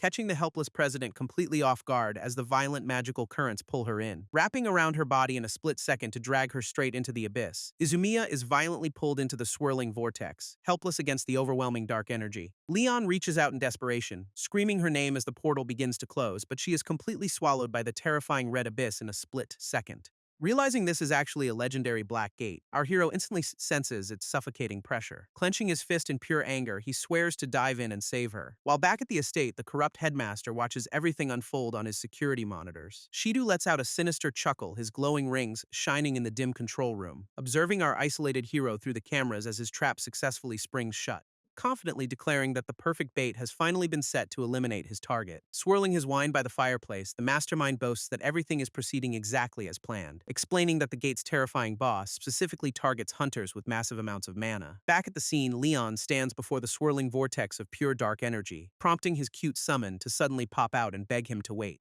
warning him that this gate is far more dangerous than any standard category red. Our smart protagonist immediately connects the dots, realizing the timing is just too convenient, deducing that Shido deliberately conjured this portal to trap them both inside forever. But despite the obvious danger, he refuses to abandon the student council president. Suddenly, Luna gasps in pure terror and points directly at the glowing rift, as a swarm of vicious flying monsters begins pouring out into the real world, forcing our overpowered hero to prepare for a massive fight before entering the gate. Just as the flying monsters swarm, a familiar student council member arrives to blast them with lightning magic, wielding a glowing, crackling blade while stepping up to defend the academy in this crisis, demanding that Leon quickly fill him in on what exactly happened to the president. Hearing that Izumiya was dragged straight into the portal sends a wave of pure shock through him, especially since more terrifying red dragons are still pouring out of the massive rift, prompting the brave vice president to insist on holding the line completely by himself. Grateful for the backup, Leon offers a quick apology and a sincere thank you, before immediately turning around and sprinting directly toward the swirling red vortex. Watching our hero run, the vice president admits he is simply not strong enough for this rescue, silently placing all his trust in Leon to bring their president back safely. Turning back to the swarming beasts, he charges up his lightning magic with absolute resolve, unleashing a barrage of electric arrows to keep the flying monsters busy. Meanwhile, Leon and Luna successfully cross over into the dark, desolate wasteland inside the gate, urging his cute summon to keep up as they search for any sign of Izumiya. But their search is instantly interrupted when a massive red dragon swoops down from the sky. Our boy calmly notes that even the standard mobs here are boss-level threats in normal dungeons, though a minor detail like that is not going to stop him from using dark magic, summoning his legendary Calamity Scythe as a terrifying purple aura erupts around him. Staring down the lunging beast with absolute coldness, he simply tells the monster to move, before unleashing a devastating purple slash that completely tears the dragon apart in one clean strike. This massive dragon's claw is cleanly severed as Leon's devastating strike connects, leaving the beast completely defeated while our hero stands tall with his glowing purple scythe. But a whole swarm of red dragons suddenly descends, blocking his path forward, prompting Leon to glare back with icy determination, warning them to get out of his way. Meanwhile, the corrupt headmaster watches the live feed, unfazed that Leon bypassed the initial trap, smirking maliciously as he assumes the foolish boy is simply rushing to his own doom. Deep inside the gate, Leon and Luna descend a massive stone staircase toward the abyss, where his cute summon asks if he is holding up all right under the intense pressure.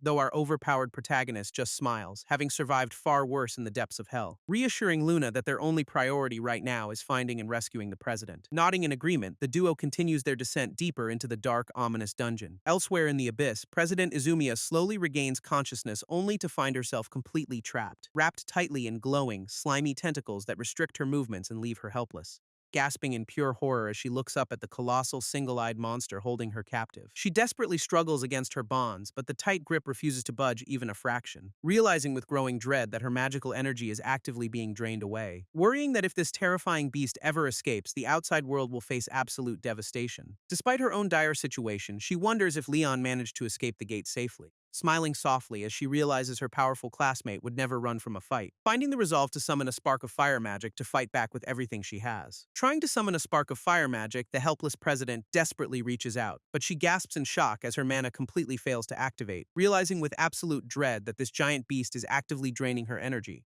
As the terrifying creature looms closer with its massive tooth-filled maw ready to strike, she prepares for the worst, only for a familiar voice to suddenly echo and a devastating purple slash slices clean through the slimy tentacle holding her captive. With a massive burst of dark energy, our overpowered hero finally makes his grand entrance, unleashing another powerful strike that completely shatters the monster's grip on the president, leaving her falling safely as Leon casually apologizes for keeping her waiting. Looking up at her savior, she can't help but smile with pure relief, knowing deep down that he would always show up to save the day. Meanwhile, back in the real world, a corrupt associate smirks into his phone, confidently reporting that their trap succeeded and Leon's demise is now completely guaranteed, intending to let both students become nothing more than sustenance for this ancient beast. Back inside the gate, the weakened president softly thanks our hero for coming, while Luna quickly warns him that the monster is still actively draining her mana, prompting Leon to analyze this bizarre creature, which he has never seen before, but refusing to let himself falter as he charges up his dark magic, before unleashing a massive, concentrated beam of purple energy directly at the beast, tearing up the desolate ground as he prepares to end this fight once and for all.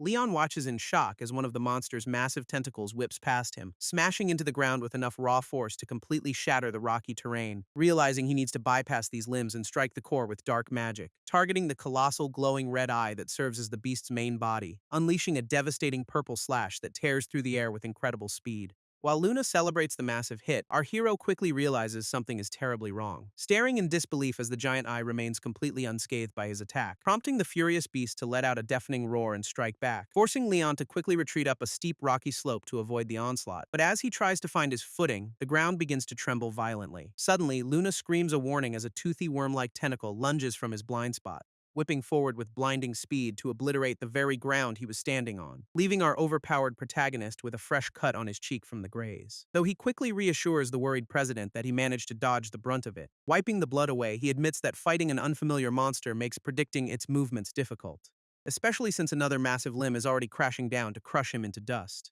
Gritting his teeth in annoyance, our boy refuses to let this giant pest overwhelm him, swinging his legendary scythe to unleash a massive arc of purple energy that slices the air, only for a multi-headed horror to immediately rise from the shadows to block his path, forcing Leon to leap high into the air to deliver another devastating, clean slash. Luna watches in deep concern, realizing our exhausted hero has been fighting non-stop without a single break, while the captured president remains trapped in that draining sphere with her time rapidly running out, knowing that any direct attempt to reach the boss will make him an easy target for those limbs. But our confident protagonist simply smirks, completely unfazed by the massive danger ahead. Unleashing a swift purple slash, he easily deflects an incoming strike with absolute precision, calmly promising to land a decisive blow on his very next attempt as his dark aura flares, before immediately launching himself forward like a rocket, surrounded by crackling purple energy. Watching from her prison, the president gasps in awe as she realizes he is actually closing the distance, even as the colossal beast unleashes its entire arsenal of toothy tentacles to block his path, prompting our overpowered hero to channel his dark attribute magic directly into his hand, releasing a devastating spell called Grim Eater that violently shreds through the incoming limbs.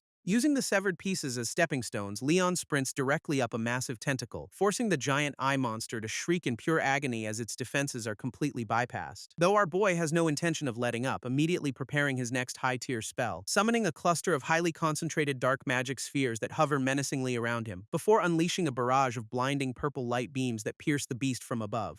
Landing gracefully on one of the giant writhing limbs, he maintains his perfect balance, standing directly in front of the massive glowing eye as his shadow looms over the boss, coldly declaring that this is the absolute end for the ancient dungeon monster. As he charges up his ultimate dark magic spell to erase the beast from existence, Leon unleashes his ultimate dark magic spell, sending a massive purple slash directly at the giant eye. and the colossal beast shrieks in absolute agony as the devastating strike hits its mark, completely vaporizing its remaining defensive limbs into nothing but burning purple ash. This final blow completely shatters the slimy bonds that were holding the president captive, sending her falling safely through the air as the dark prison dissolves. Swooping in just in time, our overpowered hero catches her gently in his arms, checking to see if she is all right after enduring such an intense mana drain, which prompts the relieved president to smile softly and express her deep gratitude, happy that her powerful classmate actually came all this way to rescue her. Meanwhile, back in the control room, the corrupt headmaster watches the monitors in absolute horror, sweating profusely as the system alerts him that the Black Gate is rapidly disappearing, unable to comprehend how a mere student could have defeated the dungeon's massive overseer.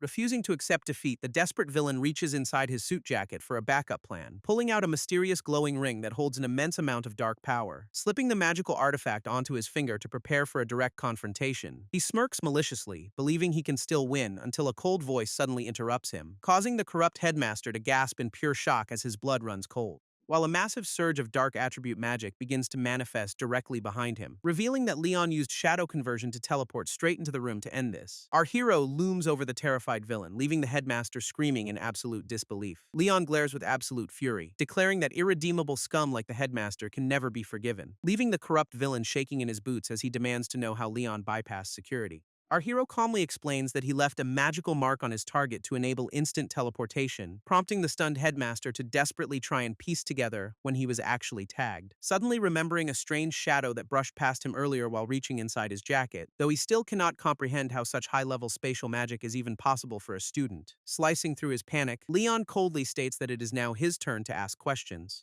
demanding to know if the headmaster was the mastermind behind summoning that ancient dungeon monster, pointing directly at the massive control terminal behind the villain to prove he has no escape, asking why someone would build an entire wizard academy just to pull off a stunt like this. Instead of denying the accusation, the corrupt headmaster simply lets out a dark, mocking chuckle, casually revealing that the entire academy was built for the sole purpose of cultivating food, explaining that the students were raised as sacrifices to feed the colossal beast inside the gate, proudly admitting that he materialized the Black Gate himself to throw the entire world into chaos, planning to use the resulting panic to seize absolute power and authority over the Magic Association. Hearing this horrific confession, Leon merely lowers his head and mutters a quiet acknowledgement, realizing that the president was deliberately thrown to the monster just to satisfy this madman's greed, looking up with dead glowing eyes as he labels the headmaster an absolute piece of scum. But the unbothered villain merely smirks, completely indifferent to the moral judgment of a mere teenager, summoning a massive torrent of fire magic as he prepares to silence our hero once and for all. Screaming in absolute rage, the corrupt headmaster unleashes a massive torrent of fire magic directly at our hero, sending giant pillars of roaring flames surging forward to incinerate everything in their path. But Leon merely stands his ground, completely unfazed as crackling purple energy begins to shield him, leaving the villain utterly speechless as his devastating fire attack completely dissolves upon contact with the barrier. Sweating profusely, the corrupt headmaster stammers in disbelief, unable to comprehend what just happened, staring in absolute horror as his high-level magic vanishes into thin air without leaving a single scratch, desperately trying to convince himself that this must be some kind of cheap trick, only for Lisan to coldly tell him to actually try harder next time, fueling his rage. Gritting his teeth, the villain notices our hero's scuffed clothes and assumes he is already exhausted, confidently declaring that his next spell will erase every single trace of Leon from existence, channeling an even more massive inferno that swirls violently around the room with terrifying heat. Roaring for our hero to die, the crazed headmaster prepares to unleash his ultimate attack, launching a barrage of colossal fireballs that rain down like meteors to crush his opponent. However, our overpowered protagonist simply raises his hands to prepare a high-tier counterspell, prompting the villain to gasp in sudden panic as he senses an overwhelming dark aura, as Leon channels his dark attribute magic to summon a powerful defensive spell, activating his denial mirror to instantly reflect the massive fireballs right back at their creator, trapping the terrified headmaster within his own devastating attack with absolutely no escape, howling in pure agony as the fiery explosion engulfs him in a massive burst of flames.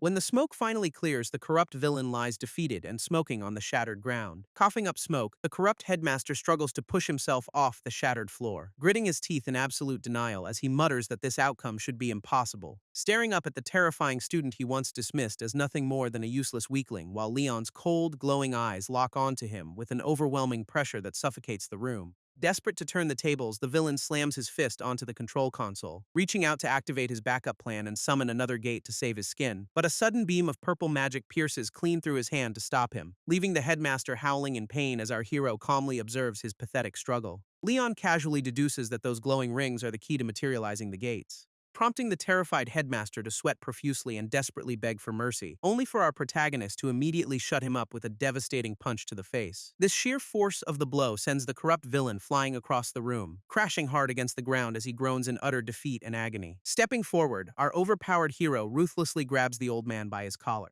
lifting him high into the air while reminding him that trash like him deserves no forgiveness. Mandating to know who his mysterious boss is and where they are hiding right now. Suddenly, a dark, glitchy curse begins to violently warp the headmaster's face, forcing his eyes to roll back as the silent restriction spell takes his life, gasping out a final cryptic title before black smoke rises from his mouth, leaving Leon to stare down at the lifeless body of the man who knew too much. Frustrated by the dead end, Leon realizes tracking down the true mastermind won't be easy. While in a luxurious room, a mysterious blonde man casually dismisses the headmaster's defeat, treating the fallen villain as nothing more than a disposable pawn in his grand scheme, though he grudgingly admits that our overpowered hero managed to win this round, standing up to gaze out the window with an air of absolute superiority, before flashing a sinister smirk, promising that this setback is far from the end. Sometime later, Leon stands on the academy rooftop with the silver-haired president under a clear sky, who is listening intently as they discuss the aftermath of the chaotic battle, learning that the corrupt headmaster woke up with his entire memory completely wiped out. Although the authorities have taken the brainwashed old man into custody, Leon remains deeply skeptical,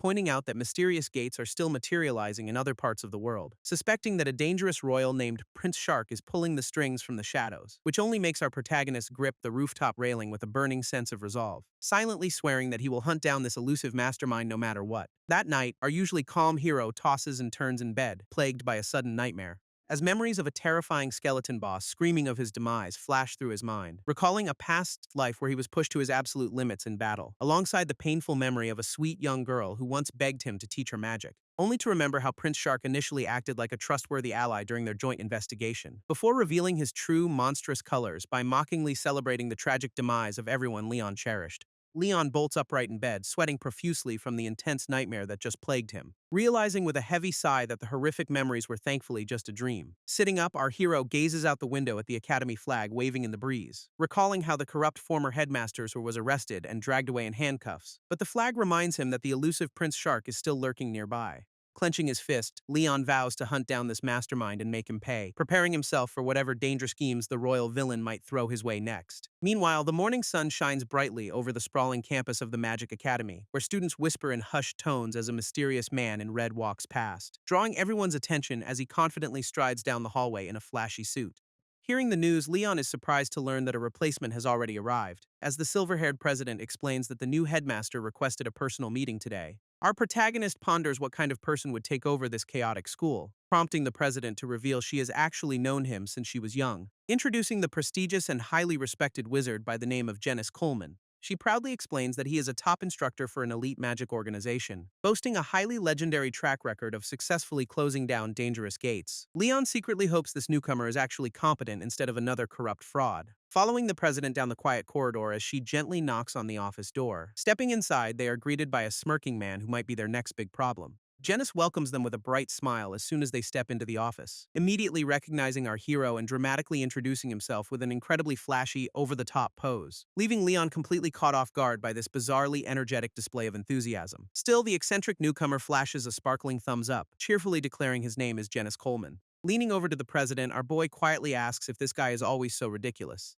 which she instantly confirms right before Janice brings up the elite organization that sent him, proudly pointing a finger upward to reveal his prestigious background with a group called Saber, explaining that they are top-tier specialists tasked with managing the dangerous gates appearing worldwide. While normal graduates join the standard association, only the absolute best of the best enter Saber, prompting the flashy new headmaster to smugly point at himself as a certified big deal, letting out a boisterous laugh while bragging about his incredibly high rank within the organization. This massive ego trip has both students sweating in disbelief at his sheer lack of modesty, forcing the president to quickly cut in and remind her uncle of the actual meeting topic. Clearing his throat, Janice finally drops the goofy act and turns to face our protagonist, reminding him that their entire world is constantly living under the terrifying threat of gate invasions, a point Leon calmly acknowledges as he waits to hear what the man is really getting at. Unfortunately, Saber is currently facing a severe manpower shortage, leaving this region completely undefended until now. Though Janice notes that local gates usually closed on their own without causing any major disasters, but his expression suddenly darkens as he warns that the situation has drastically changed recently.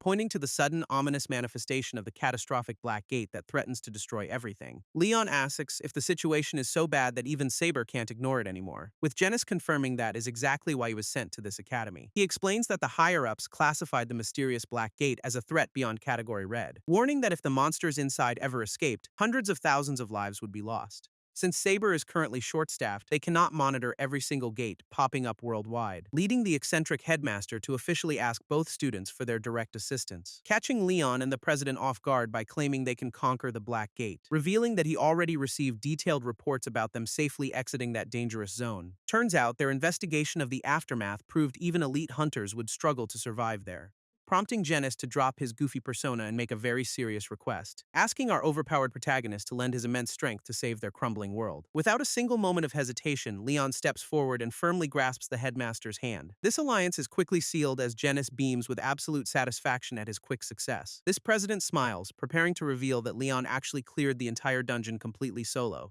Suddenly, a blaring red warning system interrupts her with a massive emergency alert. A dangerous Category Red gate has just materialized right outside the academy grounds. Genis merely smirks, viewing this crisis as the perfect chance to test their skills. While the president worries about his reckless attitude, Leon calmly accepts the challenge. Walking out of the office, our hero prepares to show this newcomer what he can really do. As the two students stand before a towering crimson portal ready to face the incoming raid, Leon and the president stand ready before the massive crimson portal, preparing to step inside. But a familiar voice suddenly calls out from behind, teasing them for leaving him out. Turns out their reliable classmate Narus has arrived to back them up in this dangerous raid. Narus adjusts his glasses, pointing out that having extra firepower is always a smart move.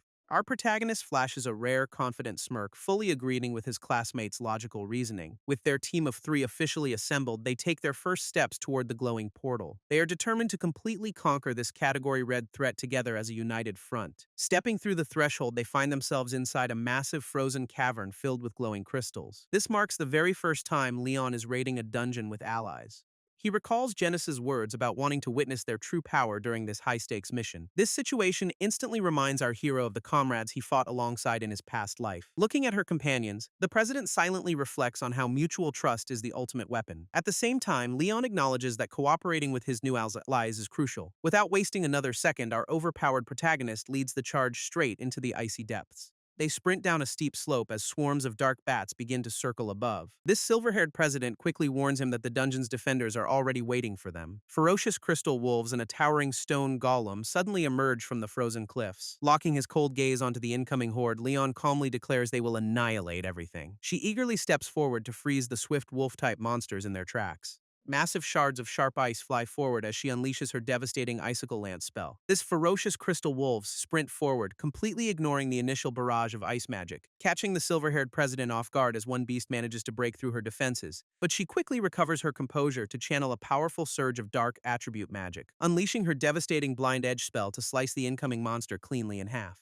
Meanwhile, Leon calmly prepares his own attack, pointing his finger like a loaded gun, just as the massive stone golem attempts to crush him with a colossal fist, prompting our hero to quickly call out to Narus to target the giant's glowing eyes, who immediately draws back his glowing bowstring with absolute precision and focus, releasing a high-voltage lightning shot that streaks across the cavern with blinding speed. This electric arrow pierces the monster's weak point, shattering its core in a massive explosion, leaving the giant stone golem to crumble into harmless pebbles behind our unfazed protagonist. Suddenly, a massive swarm of bat monsters descends from the ceiling, worrying the president, but Leon simply tells her not to worry with his signature cool demeanor, channeling a terrifying amount of dark attribute magic to prepare his raging blast spell. A massive purple vortex of pure energy erupts, engulfing the entire cavern in seconds, shredding the flying pests to pieces before they can even get close to them, sending a rain of defeated monsters crashing down to the frozen cavern floor. This president eagerly praises Leon's incredible power, though our boy just lets out a sigh, while she quickly apologizes for failing to hold her own during the chaotic skirmish. And even their reliable classmate Narus admits his own reaction time was way too slow. Leon reassures his classmate, praising his solid performance against that massive horde of monsters. But Narus immediately shifts the focus, asking about the bizarre magic used to clear the bats, recalling how that terrifying purple vortex completely obliterated everything in its path, since it clearly didn't look like any ordinary elemental magic he had ever seen. Turning to the president, Narus asks if she already knew about this hidden power, who confirms she has witnessed it before but still wants to know more. prompting our hero to casually reveal that his power is called Dark Attribute Magic. This shocking revelation leaves both of his classmates completely frozen in disbelief. As Leon explains, it possesses unique properties outside the standard four elements, making Naruse realize his friend was holding back during their intense mock battle. But our boy quickly redirects their attention to the main boss of the gate. Following behind him, the silver-haired president silently marvels at his sheer dedication and training, wondering what tragic past could have pushed him to obtain such terrifying strength, hoping that he might finally open up and share his secrets with her someday. Suddenly, a massive ice-blue dragon descends from the frozen ceiling with a deafening roar, and Leon instantly recognizes the colossal beast as the true boss of this dungeon. He recalls fighting these tough-skinned crystal dragons during his legendary past life, instructing his allies to support him by targeting the monster's legs from behind, which both classmates eagerly agree to as they prepare their respective spells, leaving our overpowered protagonist to sprint forward and face the giant beast head-on. Facing down the colossal crystal dragon, Leon locks his eyes on the beast without a shred of fear, while his classmates combine their power to unleash a massive freezing spell called Cositis, trapping the giant monster's legs in solid ice and completely halting its advance. Seizing the perfect opening, our boy channels a terrifying surge of dark magic into his hand, leaping high into the air as the dark attribute energy swirls violently around him, ready to unleash his devastating Calamity Scythe spell to end this battle in one shot. A massive purple crescent tears through the cavern, slicing the colossal beast clean in half, shattering the crystal dragon into harmless glittering fragments as Leon lands with effortless grace. This ridiculous display of power leaves both of his classmates staring in absolute jaw-dropping shock, realizing that dark attribute magic is on a completely different level than standard elements. Meanwhile, Genis waits outside the portal, turning around as he senses the raid wrapping up, cheerfully welcoming the trio back as they step out of the collapsing Crimson Gate, admitting that their incredible speed and coordination far exceeded even his highest expectations. Laughing boisterously, the flashy headmaster brags about easily taking down the stray monsters outside, before noting that having their reliable classmate join the party was a brilliant move, which Leon calmly confirms as he announces the successful closure of the dangerous gate. Genis beams with pride, admitting he completely forgot they were just regular academy students, prompting our protagonist to step forward and pitch a very serious proposal to him, explaining that managing these gates will become the single most important task very soon, and officially requesting the right to form a clan to handle the threats themselves. Genis looks completely baffled by Leon's sudden proposal to form a three-person gate-clearing clan, but our protagonist calmly points out that a small elite team is much more efficient, leaving the eccentric headmaster to stroke his chin and seriously weigh the bizarre request, admitting that while student-led clans are completely unprecedented, this powerhouse trio might actually pull it off. With a sudden grin, Genis gives them the green light to do whatever they want, even offering to convert their dungeon achievements directly into top-tier academy grades. Leon offers a rare polite thank you as his master plan easily falls into place, turning to his classmates to officially declare the start of their brand-new Hunter clan. Gathering in a private meeting room, the newly formed squad huddles around a glowing tablet, where the silver-haired president stares in confusion at a map covered in countless colorful pins, prompting Leon to explain it tracks every single gate he has personally closed so far, which absolutely blows Naruse's mind when he realizes the sheer scale of his friend's solo work. This president instantly connects the dots to those mysterious news reports about rapid gate closures, sweating slightly as she realizes their quiet classmate was the legendary solo hunter all along, while Naruse calls him reckless, a sentiment that even the tiny spirit Luna begrudgingly agrees with. But they quickly reassure him that he won't have to carry the world alone anymore. Hearing their genuine support, our usually stoic hero lets out a soft, appreciative smile, looking forward to finally having reliable comrades by his side for the battles ahead. Though Naruse quickly warns that the massive influx of gates brings a dangerous overflow of magic essence, a term that immediately triggers Leon's memories of his very first days in this world. While magic essence can help some lucky individuals awaken their dormant elemental powers, it acts as a deadly poison to anyone lacking the proper magical aptitude, meaning an overflow of this energy would cause an absolute catastrophe in the city, prompting Leon to suggest they immediately start patrolling to prevent any potential disasters. Stepping out into the quiet night, the trio begins their search under the streetlights, keeping their eyes peeled for any unusual magical fluctuations in the surrounding area. Suddenly, the silver-haired president spots something suspicious moving in the shadows ahead. Realizing that members of the elite Saber organization are already monitoring the exact same sector, our hero notes that the headmaster's warnings about Saber's increased surveillance were entirely accurate, while Naruse points out that these guards are clearly high-ranking elites of their order. Before they can investigate further, Leon senses a massive spike in magical energy nearby, just as the Saber guards receive an urgent radio transmission about a sudden gate outbreak, confirming that a dangerous rift has indeed opened up in their immediate vicinity. This guards quickly scramble to head southwest where the threat has just manifested, forcing our protagonist's team to immediately follow them to secure the area. Leaping across the rooftops, the three students sprint toward the source of the chaos, arriving to find a street engulfed in flames as panicked civilians flee for safety, where a massive crimson gate looms ominously over the burning wreckage of the city. In the middle of the panic, a young girl trips and falls to the ground, leaving her completely defenseless as a ferocious wolf monster leaps down to attack her. This terrified little girl squeezes her eyes shut as the beast's razor-sharp jaws close in. But Leon is already on the move, channeling a dense surge of dark attribute magic, unleashing a brutal, deadly claw spell that shreds the monster to pieces in an instant. Standing tall over the defeated beast, our hero barely even breaks a sweat as he turns around, prompting the relieved mother to hug her daughter tightly while thanking him for the rescue. Spotting the local saber guards nearby, Leon decides to leave the crowd control to them, walking away quietly while the rescued family watches his retreating back in absolute silence, with the little girl completely starstruck by the mysterious hero who just saved her life. Our boy keeps his cool, focused entirely on the massive crimson rift looming ahead of them. Over at the gate, the situation is rapidly deteriorating as saber guards struggle to maintain order, desperately trying to contact their vanguard team who went inside to clear the dungeon, when suddenly, the lead guard notices our trio approaching the chaotic scene and demands their names. Leon calmly introduces his squad as academy students operating under the direct permission of Headmaster Genis, which immediately rings a bell for the guard, who recognizes them from recent academy rumors. Getting straight to business, our protagonist asks about the emergency report they received earlier, leaving the guard to explain that their clearing team has gone completely radio silent inside, meaning a major disaster must have occurred within the dangerous depths of the gate. Naruse asks why they aren't launching a rescue mission, but the guards are completely overwhelmed outside, prioritizing civilian evacuation while praying their trapped comrades can somehow survive on their own, prompting Leon and his crew to exchange determined looks, ready to handle the rescue themselves. Leon casually tells the guard to handle the perimeter while his squad heads straight into the danger zone, but the panicked officer tries to stop them, screaming that students shouldn't enter a Category Red gate, only for a loud booming laugh to interrupt him from behind, telling him to relax, leaving the guard completely stunned as he recognizes the flashy headmaster, Instructor Genis, standing there.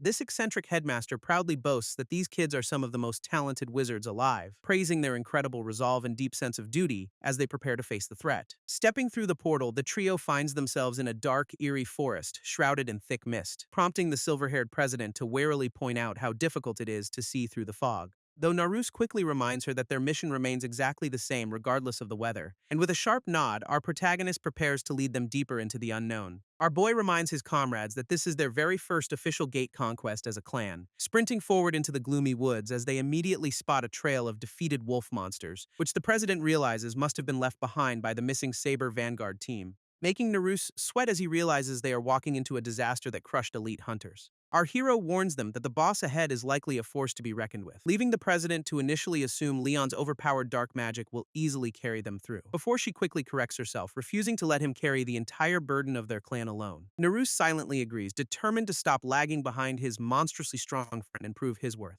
as both classmates leap forward with newfound resolve to show off their own combat capabilities, only to suddenly halt as they spot a bizarre, glowing blue slime monster blocking their path. Inside the gate, the elite Saber Vanguard team is already struggling hard against an unseen threat, launching a barrage of massive fireballs to push back whatever is lurking in the mist. But their coordinated elemental attacks explode harmlessly against a bizarrely durable defense, revealing a strange ribcage-like shield that completely absorbs the intense heat. It turns out their opponent is a massive blue slime protecting its vulnerable inner core. This Vanguard leader grits his teeth in frustration as his injured comrade collapses behind him, who desperately begs his senior to leave him behind and escape the dungeon alone, though the stubborn leader refuses to abandon his teammate as the slime leaps to strike, quickly raising a defensive earth wall to block the monster's incoming liquid tentacles. But the creature's sheer physical force easily shatters the barrier into harmless pebbles. Sent flying by the impact, the leader coughs up blood as he crashes onto the dirt, leaving the wounded junior to weep in despair, blaming himself for their imminent doom, just as the slime readies a lethal barrage of projectiles to finish them both off,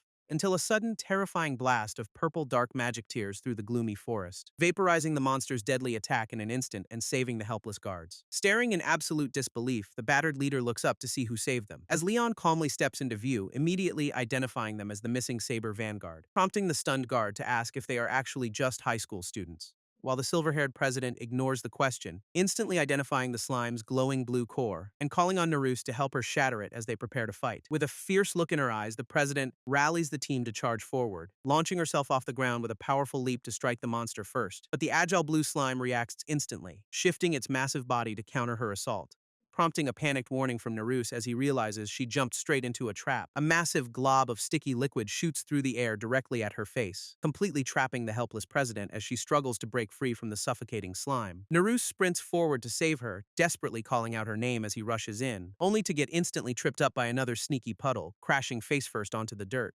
leaving both of them completely at the mercy of the rapidly closing monster. Fortunately, our overpowered protagonist steps up, calmly channeling his signature dark attribute magic, unleashing a devastating evil burst spell that slams directly into the creature's gelatinous body, which blows the monster away and allows the stunned president to finally catch her breath. Purple explosions of dark energy ripple through the forest, completely overwhelming the slime's defenses and exposing its vulnerable blue core to the full force of Leon's destructive power. As the injured Vanguard leader watches in absolute shock while the threat dissolves, standing protectively in front of his battered classmates, our hero coldly warns the remaining beasts. He swings a massive scythe of pure dark energy to finish this battle once and for all. Channeling his immense power, he unleashes a colossal wave of purple magical force, shredding every single monster in the area while he strikes an incredibly cool pose. This rescued Saber Guards can only stare in sheer disbelief at the high schooler's godlike power. This rescued Vanguard team erupts in cheers, completely amazed by Leon's overwhelming display of power, while the president smiles warmly and Naruse tries to look cool in the background. Back outside the gate, the entire local division gathers to welcome the victorious student group,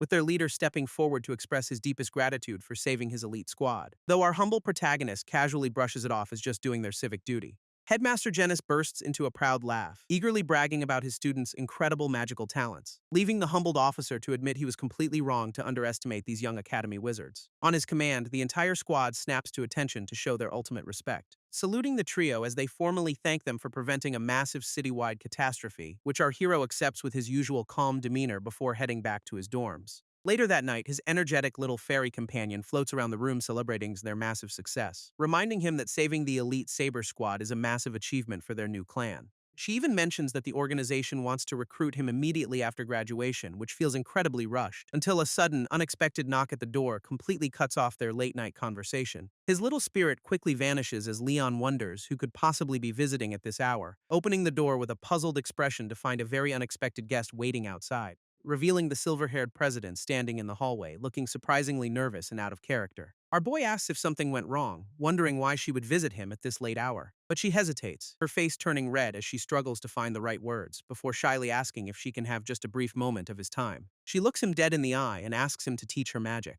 explaining that she simply cannot stand being weak after their disastrous dungeon run, which makes our boy realize this isn't just some late-night social call. She is still clearly traumatized by how easily that blue slime captured her earlier, but instead of needing sweet words of comfort, she wants real power. Leon stands up and readily agrees to train her if she is truly ready, prompting a bright, relieved smile from the usually stern student council president, showing that underneath her tough exterior, she is actually incredibly straightforward with her goals. They head straight up to the school rooftop under the stars, only for a sudden voice to accuse them of sneaking off together, revealing Naruse, who dramatically demands to join their secret late-night training session. He gets hilariously defensive, complaining that it is totally unfair for her to get a head start, which just makes Leon smile at how easily his friend wears his heart on his sleeve. Clearing his throat to save some face, the glasses-wearing mage tries to act cool, reminding Leon that as a clan, they cannot afford to fall behind their overpowered leader. Our protagonist gladly accepts the challenge, ready to push both of his comrades to their limits, and under the glowing light of the full moon, the lesson officially begins.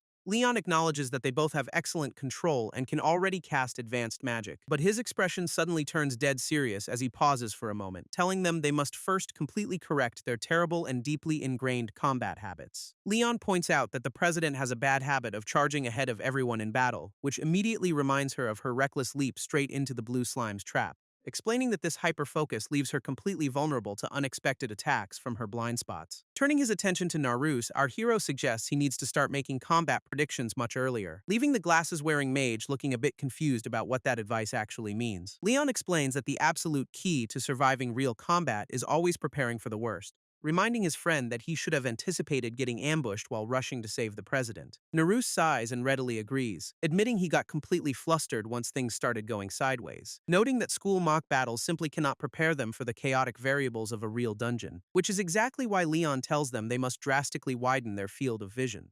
To kick off their training, our overpowered protagonist points his finger and channels his dark magic, summoning a menacing purple shadow wolf right in front of his startled classmates, reassuring them it is just a harmless recreation designed to test their dodging and casting skills. With determined expressions, both of his comrades steel their resolve and prepare to begin the exercise, leaping backward as the shadow beast lunges forward with surprisingly swift and aggressive strikes, forcing them to constantly move while coordinating their elemental spells to counter the threat. After a grueling round of dodging, an exhausted Naruse suggests they take a quick break, though he quickly tries to save face by claiming this level of training is nothing to him. Leon silently observes them, deeply impressed by how desperately both of his friends want to grow stronger, before Naruse cryptically mentions that the president's intense drive is likely tied to her family position.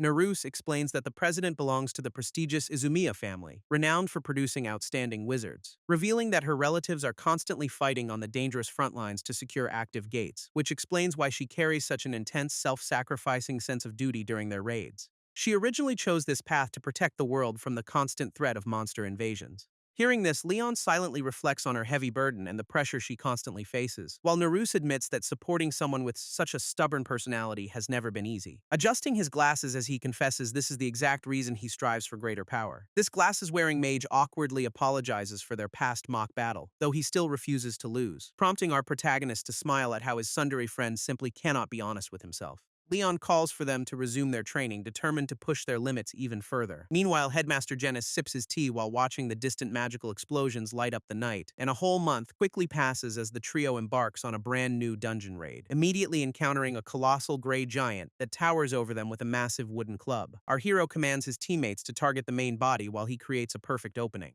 dodging a devastating ground slam by leaping onto the monster's shoulder with incredible speed and agility, channeling his signature dark magic into his scythe as he prepares to deliver a lethal blow, slicing through the air with a brilliant flash of purple energy to disarm the beast. This giant's massive arms are instantly severed, allowing his classmates to safely charge ahead. Unfortunately, a strange green slime bubbles from the wounds as the creature begins to rapidly regenerate, manifesting a brand new muscular hand that is ready to crush them in an instant. This giant swings its newly regenerated fist down with terrifying force to crush them, but Naruse and the president are already prepared, channeling their elemental magic in perfect unison, unleashing a coordinated barrage of lightning shot and icicle lance directly at the towering beast. This massive creature takes the combined elemental assault head-on, unable to dodge their swift attacks, as a devastating beam of pure magical energy pierces straight through its chest, completely vaporizing the monster while our victorious students calmly watch it crumble to dust. Celebrating their flawless victory, the Vanguard team and the president share a proud fist bump, while a mysterious blonde man watches their triumph on a screen from the shadows, musing that the world always seems to call for a savior in times of crisis, but a sinister smirk plays on his lips as he plots his next move, looking out over a glowing pink field where his secret experiment is nearing completion. He whispers that he is eagerly looking forward to finally meeting our overpowered protagonist. Meanwhile, back at the academy, the morning news has the entire student body buzzing, with gossip spreading like wildfire through the crowded cafeteria during the lunch rush. Two students read about the president's new clan successfully conquering high-level dungeon gates, utterly amazed that even the elite Saber Squad has given them such high praise. Before the red-haired boy points out that Leon is also listed as a member, prompting his friend to laughingly remind him of his own embarrassing defeat against him, making the humbled student sweat nervously as he insists the loss was totally unavoidable. Flashbacks of getting utterly destroyed flood his mind, proving he had no idea how strong Leon was. This gossip in the cafeteria continues as students discuss Leon training the student council leaders, admitting that our protagonist has reached a level of power that is completely out of reach. Suddenly, one of the gossiping mages stops mid-sentence and points toward the cafeteria entrance, because Leon himself just walked in, flanked by the president and a smug-looking Naruse. While the president feels a bit self-conscious about all the staring, Naruse absolutely loves the attention. But before they can even grab lunch, a nervous female student suddenly approaches our hero, leaving Leon completely caught off guard when she shyly asks if she can thank him. She explains that her family lives right next to the gate they cleared the other day, bowing deeply to show her genuine gratitude for saving her loved ones from total disaster. This heartfelt thank you triggers a wave of nostalgic memories from Leon's previous life, reminding him of the grateful villagers he used to protect back in his original world. This noble lords who praised him for saving their territories from devastating famines, along with happy merchants who could finally feed their families without fear of monster raids, and the cheerful children who always ran out to greet him after a successful quest. Even the king himself used to welcome Leon back to the palace with open arms, A soft smile plays on our hero's face as he realizes his core purpose remains unchanged, while the surrounding students continue to whisper about how he has basically become a school hero. They marvel at how the academy's lowest-ranked student could completely turn his life around like this, which only seems to irritate the red-haired rival who is silently watching from the sidelines, scoffing to himself before turning around and walking away, clearly not ready to accept defeat. Walking away from the crowd, the president teases Leon about how nice it feels to be thanked. But our protagonist is more focused on why Headmaster Genis suddenly summoned them to his office, wondering what kind of urgent business the academy's leader could possibly have with their newly formed clan. Entering the office, they find the headmaster standing by the window, apologizing for the sudden call, before he bursts into laughter and praises the trio for their incredible performance in the dungeons. Genis specifically commends the president and Naruse, noting how much their combat skills have recently improved, prompting Makoto to proudly credit Leon's brutal training while Naruse reluctantly agrees with a smug shrug. When the president asks about the meeting's purpose, her uncle reaches into his desk drawer with a smile, leaving her completely confused as she asks where exactly they are supposed to be going. Grinning broadly, the headmaster pulls out his car keys, announcing they are visiting Saber's local branch, and soon enough, their luxury white car is speeding down the highway toward their mysterious destination. This headmaster explains that the vice branch chief of Saber specifically requested a personal meeting with Leon, which makes our curious protagonist ask Naruse if he knows anything about this high-ranking official. Naruse reveals the man's name is Nihama Reiji, a legendary prodigy even among Saber's elite hunters, explaining that he was actually the Academy's very first student council president and an exceptionally skilled wizard who remained completely undefeated in mock battles during his time as a student at the school. Since graduation, Reiji has successfully cleared countless high-level gates, cementing his status as a top-tier hunter. This president wonders why such a famous powerhouse would want to meet them, but Genis just laughs, forcing Leon to silently ponder what kind of person this legendary senior is and what he wants. As they finally pull up to the grand estate of Saber's prestigious 7th branch, Genis leads the group down a lavish hallway, announcing their arrival at the meeting room.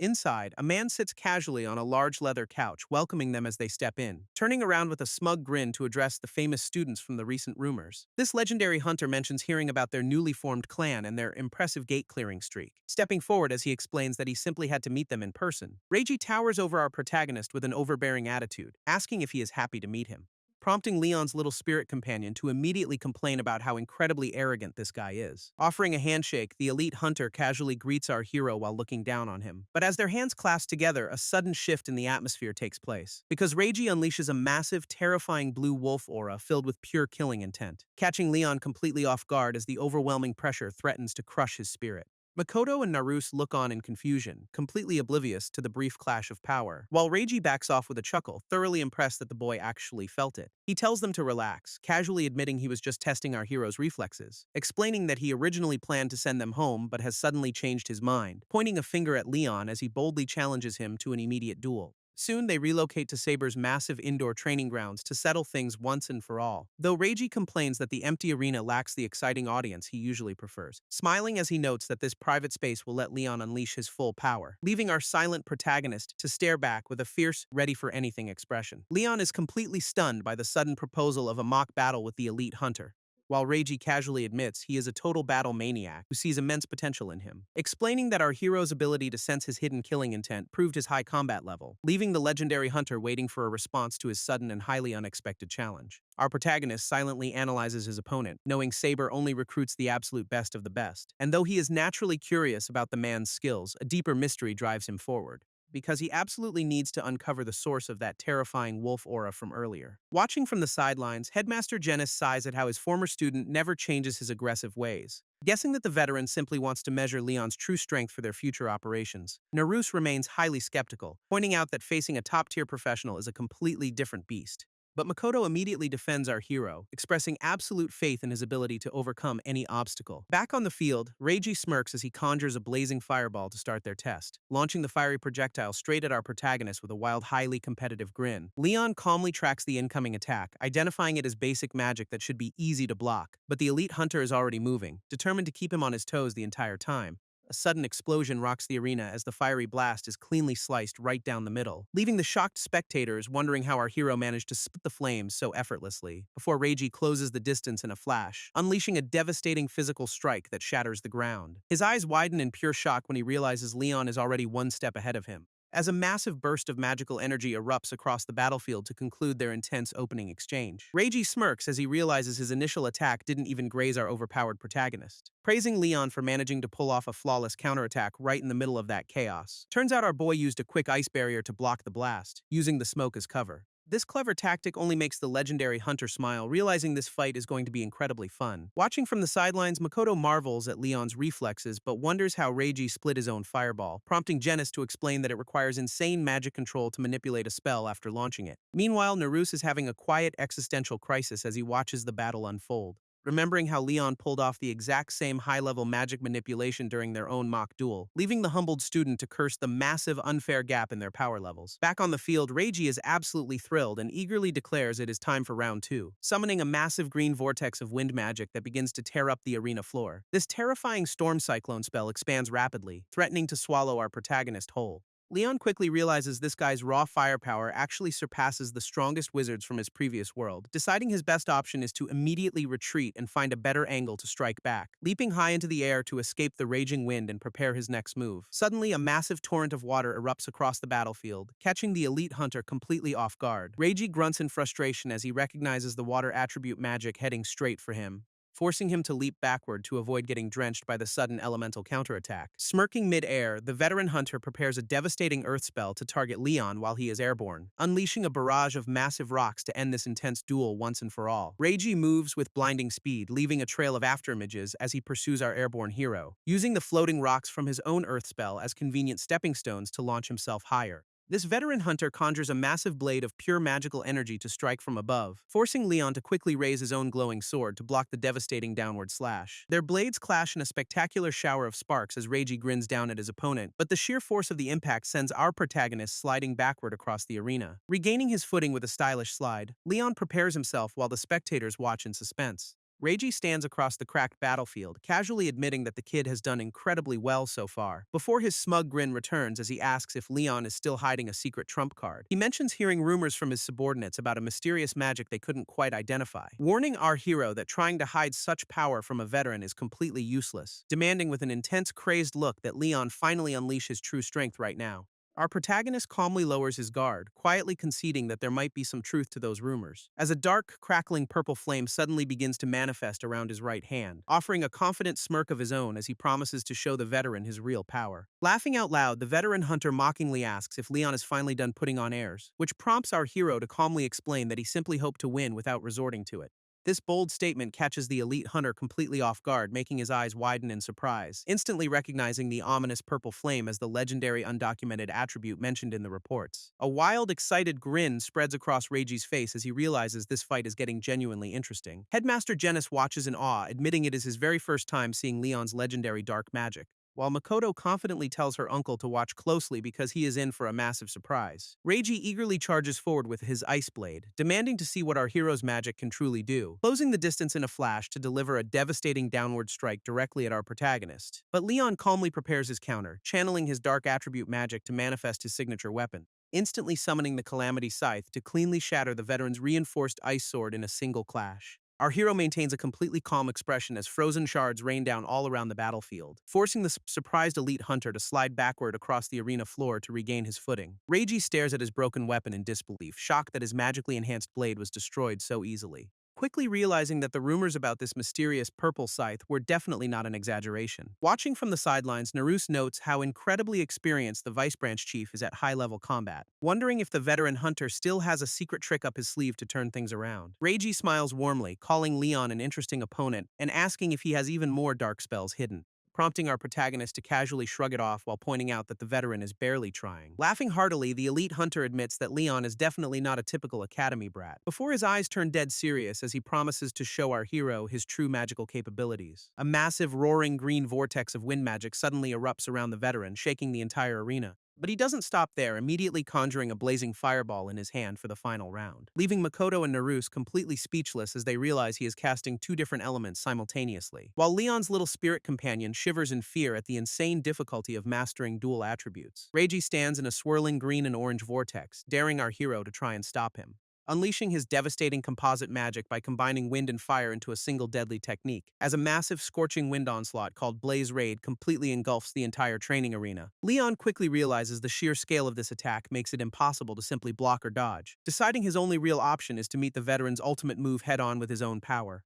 Our protagonist channels his legendary dark attribute magic, preparing to unleash a counterspell of his own, launching a massive raging blast of purple energy that collides directly with the swirling fiery vortex, causing a spectacular explosion of elemental forces that threatens to tear the entire battlefield apart, because the dark purple flames slowly begin to consume and completely erase Reiji's composite magic, leaving the veteran hunter staring in absolute disbelief as the dust finally begins to settle. Up in the stands, Makoto and the other spectators watch the aftermath with wide, speechless eyes, while Reiji sweats in pure shock, wondering how a mere student could cancel out his ultimate spell, realizing that Leon had to time his counterattack down to these exact milliseconds to survive. This level of god-tier magic control is something even seasoned professional hunters can rarely achieve, making the battle-maniac veteran grin with excitement at the thought of such a monstrous opponent. Stepping forward with a sigh, the elite hunter suddenly decides to call off the mock battle, scratching his head as he casually admits that Leon's dark magic completely shut him down, explaining that while he wants to keep fighting, the entire training facility will literally collapse, pointing a finger at our hero to playfully warn him not to count this as a loss, before promising that they will definitely settle their score in a real battle sometime in the future. Luna is already acting incredibly smug, taking full credit for our boy's overwhelming victory. Meanwhile, Reiji casually plans to recruit Leon just to dump all his future paperwork on him, before Makoto walks over to praise our hero for surviving that insane mock battle. This veteran hunter suddenly strokes his chin as a brilliant idea pops into his head, asking if the talented trio has already gone ahead and formed an official student clan, which leads him to offer them an exclusive, high-paying job before they even graduate. Cut to the grand headquarters of Saber's branch, where the real business is about to begin. Our crew gathers around a massive briefing table to hear the details of this mysterious assignment, as Reiji pulls up a highly detailed map showing the distribution of active gates. Leon silently notes that this massive guild possesses far more intel than he could ever gather alone, while Makoto guesses they will be patrolling the areas with the highest monster activity. But the veteran shakes his head, pointing to a massive, completely blank spot on the screen, explaining that while gates have spawned everywhere for 10 years, this zone remains completely untouched. This bizarre anomaly immediately sends a shiver down Narusa's spine as he realizes the danger, prompting our protagonist to deduce that something incredibly powerful must be hiding in that dead zone. Reiji admits his scouts found nothing, though a master of stealth could easily bypass normal detection, so he directly asks Leon to lead a specialized investigation of the area. Pondering the offer, Leon weighs the massive risks of stepping into such unpredictable territory, until his loyal teammates offer confident nods, showing they are ready to follow him anywhere, leaving Leon to flash a determined smirk as he officially accepts this dangerous new quest. Arriving at the designated investigation zone, Leon looks down a quiet street bathed in the evening sun, ready to begin their search for whatever bizarre anomaly has been keeping this area completely deserted, though Makoto quickly points out that everything looks perfectly normal and suggests asking the locals for info. Scanning the peaceful streets, the trio observes the ordinary citizens going about their daily lives without a care, prompting our hero to directly question a local guard to see if anything unusual has happened lately. Unfortunately, their initial investigation yields absolutely zero useful leads from anyone in the neighborhood. Just as they prepare to regroup, Leon notices his little spirit companion acting incredibly restless, as Luna warns him that she can sense a highly unusual presence lingering nearby, pointing them directly toward a dark, narrow alleyway that seems completely out of place. Narusa nervously questions why they are suddenly heading into a sketchy back street, wondering if they found something, while our protagonist silently confirms with Luna that a strange supernatural power is definitely radiating from here. Staring deep into the shadows, Leon realizes this hidden energy might be the key to their mission. Deciding it is worth a shot, he immediately begins channeling his signature dark attribute magic, unleashing a powerful dispel spell that crackles with intense purple energy to strip away any active illusions, leaving his teammates completely speechless as the dark alleyway begins to warp right before their eyes. This dispelled illusion reveals a massive, hidden stone staircase leading deep into the underground abyss. Knowing they cannot turn back now, the determined team quickly agrees to head down and investigate. Descending the endless steps, Makoto and Narusa nervously wonder what kind of monster could be waiting below, until Leon suddenly spots a faint glow, announcing that they have finally reached the very bottom, only to freeze in absolute shock as a bizarre, unexpected sight greets him at the end. Reaching the bottom of the stairs, the trio is greeted by a massive glowing field of red flowers. Makoto looks down in confusion, admitting she has never seen these bizarre glowing plants before, but Leon's attention is immediately drawn to something far more sinister, hiding in the darkness ahead, spotting a high-tech console that looks identical to the device Shido used to manifest illegal gates.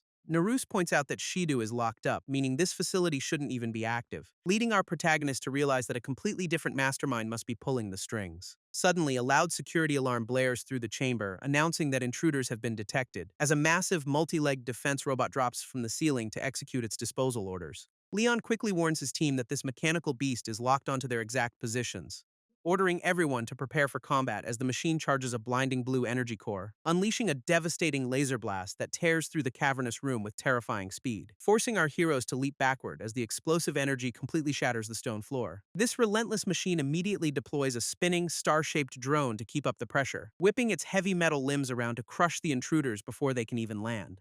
Dodging the strike, Leon commands Makoto and Naruse to flank the mechanical beast from both sides, prompting the red-haired mage to instantly summon a massive icicle lance to pierce its armor, while Naruse draws his bow to unleash a crackling lightning shot directly at the target. Our protagonist channels his legendary dark attribute magic to prepare a devastating finishing blow, firing his signature Deadly Claw to strike the defense robot simultaneously with his teammates' spells, sending the heavily damaged machine crashing to the ground in a spectacular explosion of sparks. Leon stands victorious over the shattered defense robot, but a creepy voice suddenly echoes through the chamber, warning him not to damage the beautiful glowing garden as a strange red mist begins to swirl, leaving our protagonist completely stunned as he tries to locate the source of this sudden intrusion. In an instant, the entire cavern warps into a bizarre blood-red maze that defies all logic, prompting a worried Luna to quickly check if her master is doing all right after the sudden shift, while a long-haired man in a sleek suit steps out from the shadows with a sinister grin, addressing our hero by his true original name of Kurobane Ren to establish his terrifying authority. Our protagonist demands to know his identity, but his little spirit companion is already trembling in pure terror,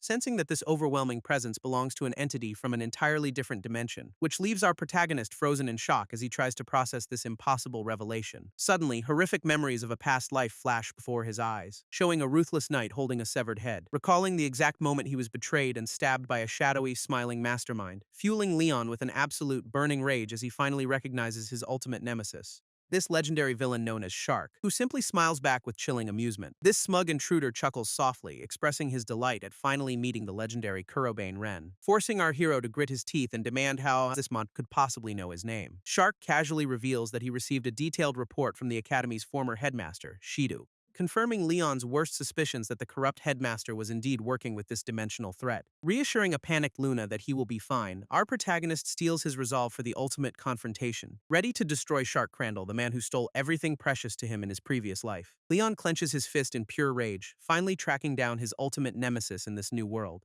Luna nervously recalls how Shark destroyed everything Leon loved, making this a deeply personal battle for revenge. Although this smug villain has no idea who Leon really is, his mysterious power remains completely unknown, leaving his tiny spirit companion to desperately pray for her master's safety in the coming clash. Shark casually mocks our hero, admitting he is genuinely surprised a mere student could defeat his mechanical guardian, prompting Leon to demand answers about the bizarre glowing flowers and the illegal gate manifestation device. But the smug mastermind simply refuses to talk, claiming there is absolutely no point in explaining his plans. With a chilling smile, his eyes suddenly glow with a blinding divine energy that signals the start of combat. Instantly, a massive torrent of golden light erupts from the villain, completely engulfing the entire red cavern, forcing our protagonist to shield his eyes as he struggles to identify this incredibly bizarre magical attribute. While Shark proudly boasts that he alone wields the legendary holy power of the light attribute, Leon quickly realizes his enemy never possessed this holy magic in their past lives, suspecting outside interference. Still, the absolute irony of a ruthless mass murderer wielding holy light is almost too hilarious to bear,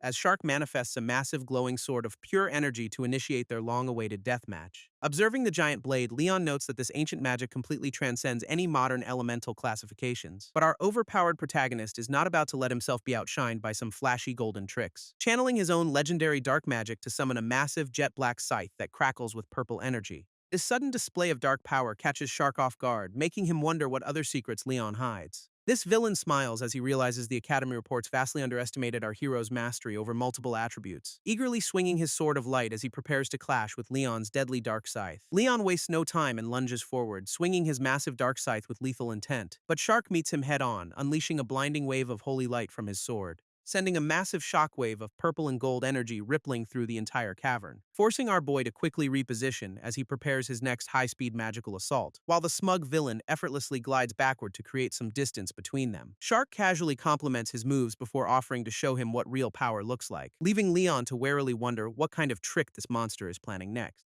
until a sudden, blinding beam of golden energy grazes right past his face, erupting into a massive pillar of light that nearly vaporizes everything in its path, leaving our protagonist with a fresh cut on his cheek as he grunts in pain, while Shark simply smiles, thoroughly amused that his opponent actually managed to survive that strike. Looking at his scraped arm, Leon realizes a single direct hit would be absolutely fatal, as the villain mockingly claims Leon's strength is the kind that could save the world, before his expression turns incredibly dark, admitting he absolutely despises self-righteous heroes, explaining that slaughtering talented people like Leon brings him the ultimate sadistic pleasure. This disgusting confession immediately pushes our protagonist past his absolute limit of patience, slamming his scythe into the ground as he tells the villain to shut up, channeling a massive crackling purple flame in his hand to prepare a brand new spell, which leaves Shark utterly confused as to why his opponent would discard his main weapon. But deciding it doesn't matter, the villain charges forward to end this fight once and for all. Leon channels his dark attribute magic directly into his fist, preparing a surprise counterattack, instantly unleashing a massive chainbind spell that wraps tightly around the charging villain,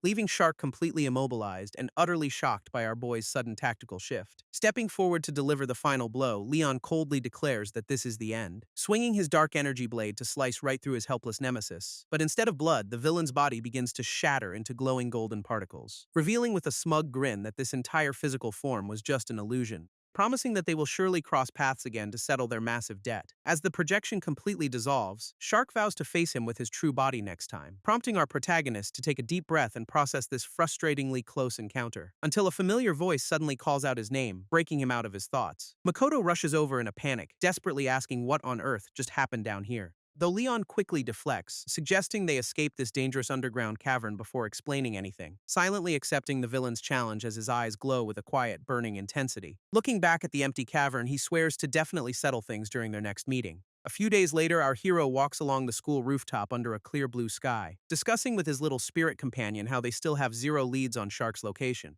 But Luna cheerfully reassures him that their nemesis will eventually show his face again, confidently declaring that Leon's overpowered dark magic will easily secure their victory when that day comes. Staring quietly into the horizon, our boy remains silent, ready for whatever challenges lie ahead. Standing on the school rooftop, Leon suddenly turns to his little spirit companion with a burning question. He wonders why his dark attribute magic was labeled as a gift from the holy goddess, pointing out that a divine deity should logically be handing out holy light magic instead. Luna gasps in sudden realization, finally understanding the bizarre mechanics behind his overpowered dark abilities. She explains that the deep abyss he fell into was completely saturated with dark magic particles, warning him that ordinary humans would instantly lose control and crumble to dust from the exposure. Remembering the suffocating pressure of that deadly pit, our boy finally connects the dots of his survival, while his companion explains how magic talent actually blossoms from absorbing surrounding environmental particles, since those lethal dark particles only exist in the absolute deepest corners of the underworld. This goddess had no choice but to utilize the local energy to save his life. This explains why those incomprehensible system messages from his early days were so glitched and chaotic. Yet, against all odds, Leon managed to conquer that corrupting energy and make it his own, earning him the legendary system-defying title of the Underworld Transcendent in her eyes. Looking at him softly, she admits she has been watching his entire painful journey from the start, witnessing him fight a million monsters completely alone after losing everyone he ever considered family. A brutal period of endless suffering that nearly broke his spirit in the dark depths. She could do absolutely nothing but watch in silence until the gate was finally opened. Revealing her true identity as the goddess's angel, she asks him to save this new world, though she sweetly adds that fulfilling his personal desire for revenge is her top priority. Leon quietly absorbs this massive revelation, his resolve hardening as he prepares for the coming storm. Leon stares at his hand, reminding himself that he is only borrowing this body for now, but he still promises his little spirit companion that he will defeat Shark no matter what, prompting a beaming Luna to happily vow that she will support him every step of the way. Suddenly, a loud ringtone breaks the quiet moment as our boy receives an unexpected phone call, leaving both of them completely puzzled as he pulls out his device to check the screen. Heading down to the reception office, he prepares to meet with the association's higher-ups, where Vice Branch Chief Nahama greets him with a smug grin, noting how unusually happy he looks. Our hero casually asks what is going on, only for the chief to tease a major update, leaning back with a mysterious look as he prepares to drop some highly classified information. Before he can speak, his phone suddenly buzzes, forcing him to excuse himself to answer his subordinates, who frantically report that a Category Blue gate has just manifested out of nowhere. Nahama casually dismisses the threat, telling them to handle a minor gate on their own, until the panicked caller quickly stammers that the location of this gate is the real issue. Stepping outside, the entire group looks up in absolute horror as glowing pink petals rain from the sky, revealing the city is being overrun by the exact same demonic flowers from the underground cavern. A panicked scout rushes over to report the situation to the vice branch chief, only to suddenly choke and collapse as a toxic red aura violently grips his body, crashing heavily onto the floor right in front of the stunned onlookers. Checking the fallen scout, the blonde man realizes the demonic flower's pollen is actively poisoning the air. While Nihama grimly turns to Leon, revealing this deadly outbreak was the warning he meant to deliver.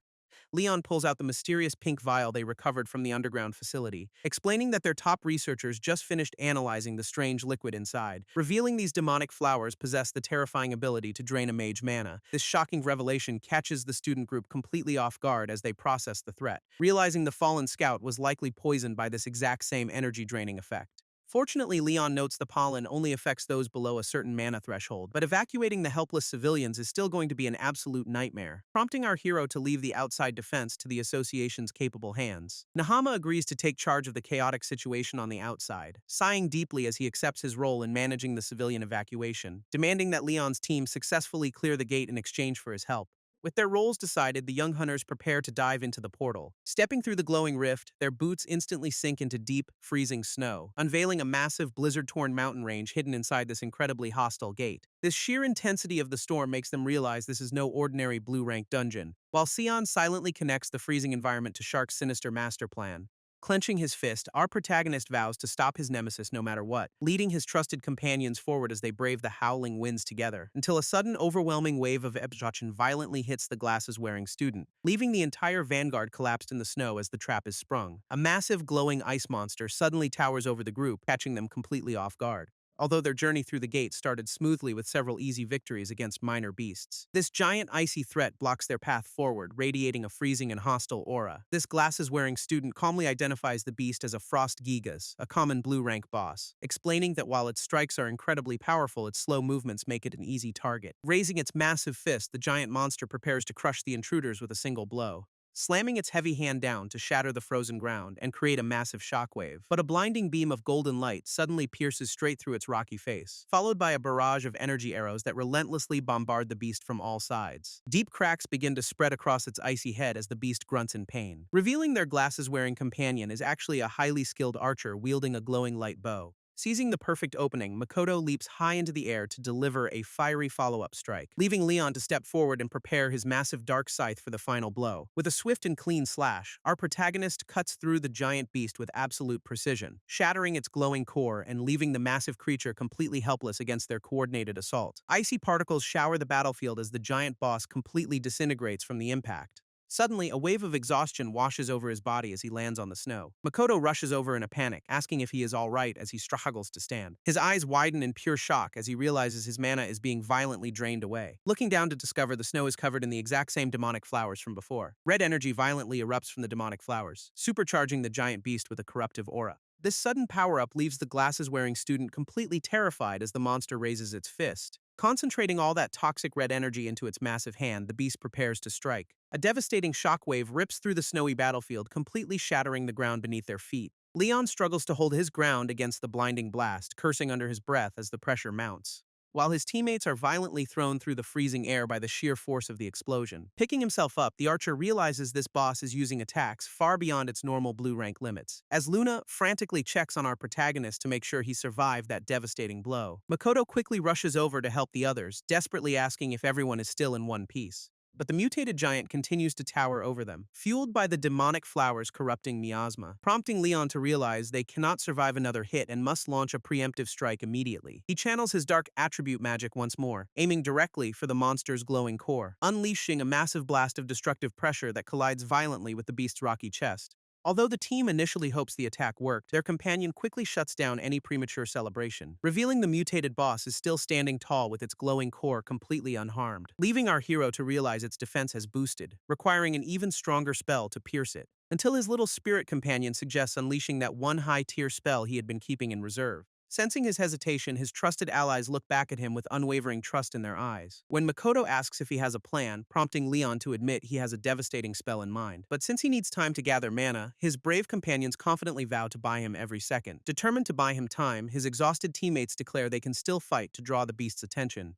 Leon nods silently in response, accepting their support as he prepares to unleash his ultimate magic. Charging forward with everything they have left, the brave duo rushes straight toward the towering threat. This mutated ice monster roars furiously, completely focused on the two hunters daring to challenge it. While Makoto prepares a fiery distraction, the giant beast swings its massive fist down to crush them. Closing his eyes to concentrate, our protagonist begins to visualize the complex structure of his spell. Red fire and purple dark magic violently swirl in his hands as he merges the opposing elements. His companions glance back in absolute shock, sensing the absurd amount of mana radiating from him. Sensing the danger, the giant monster begins charging its core for another devastating area of effect blast. But the two vanguard hunters relentlessly bombard the beast to keep its attention away from Leon. Even as the monster struggles against their combined assault, its corrupted core continues to glow brightly. Finally completing his incantation, our hero unleashes a massive vortex of fused dark and fire magic. Shouting the name of his devastating spell, he sends the black flame strike tearing across the battlefield. This colossal dark fire tornado completely engulfs the screaming beast, melting its icy armor to pieces. Watching from a safe distance, his teammates are left utterly speechless by his ability to fuse attributes. This mutated boss is violently torn apart by the overwhelming pressure, completely disintegrating into the air. As the massive dust cloud clears, Leon stands victorious over the shattered remains of the giant monster.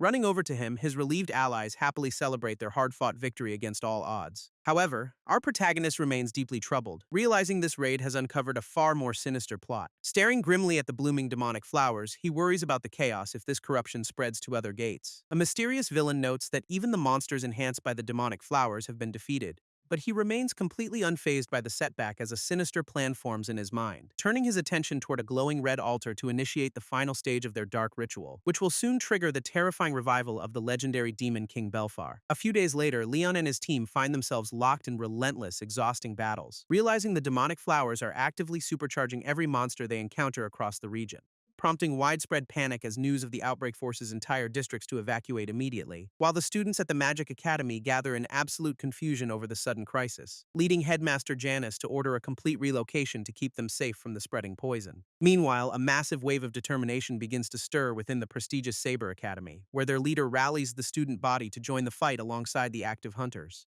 declaring that they cannot simply sit back while their city is slowly torn apart, which instantly ignites a roaring wave of motivation throughout the entire crowd. Out on the streets, Vice Branch Chief Nahama takes full command of the chaotic defense operations, coordinating directly with Leon's group to aggressively clear the corrupted gates popping up everywhere. Fortunately, their combined efforts pay off as they successfully seal another dangerous portal, leaving Makoto to admit that the Saber members' timely assistance was a massive lifesaver. Still, our protagonist remains deeply troubled, knowing the red flowers are making raids increasingly difficult, as his little spirit companion asks if Prince Shark is ultimately behind this entire nightmare, forcing the exhausted team to wonder how much longer they can endure this brutal onslaught. Leon recalls Shark's parting words, promising to settle their score in their next inevitable encounter. Staring into the sunset, our protagonist wonders what kind of twisted scheme his nemesis is cooking up next. Meanwhile, a peaceful bird glides over the bustling academy grounds as the evening light fades. Suddenly, the group's attention is drawn toward a series of loud, chaotic noises echoing nearby. A massive elemental blast suddenly detonates in the middle of the school's training grounds,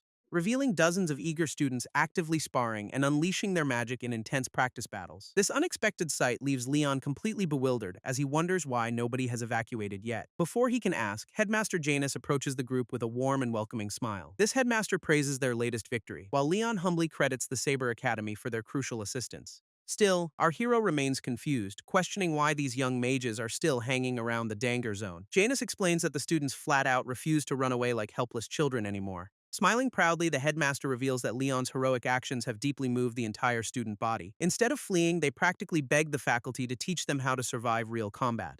Leveraging his past experience as an instructor, Janus happily agreed to nurture their newfound fighting spirit. Out on the field, the exhausted trainees refuse to quit, pushing their limits with relentless determination. Watching their passion, a soft and genuinely relieved smile finally spreads across our protagonist's face. Their glasses-wearing archer companion takes a sip of water, noting that their dedication is hard to criticize. Makoto cheerfully chimes in, agreeing that they cannot complain about having more allies on their side. But the archer quickly points out that this entire cultural shift is actually Leon's doing, explaining that seeing the Academy's former worst student rise to greatness inspired everyone to step up. Makoto smiles warmly, noting how Leon's incredible growth has completely changed the mindset of the entire Academy. Our protagonist quietly processes this revelation, realizing his desperate struggle has actually inspired his peers. Suddenly, their glasses-wearing archer companion spots a familiar face down on the dusty training grounds, prompting the entire group to peer over the balcony to see who is making such a racket, revealing the notorious delinquent Makabe training his crystal magic despite his terrible reputation with the student council.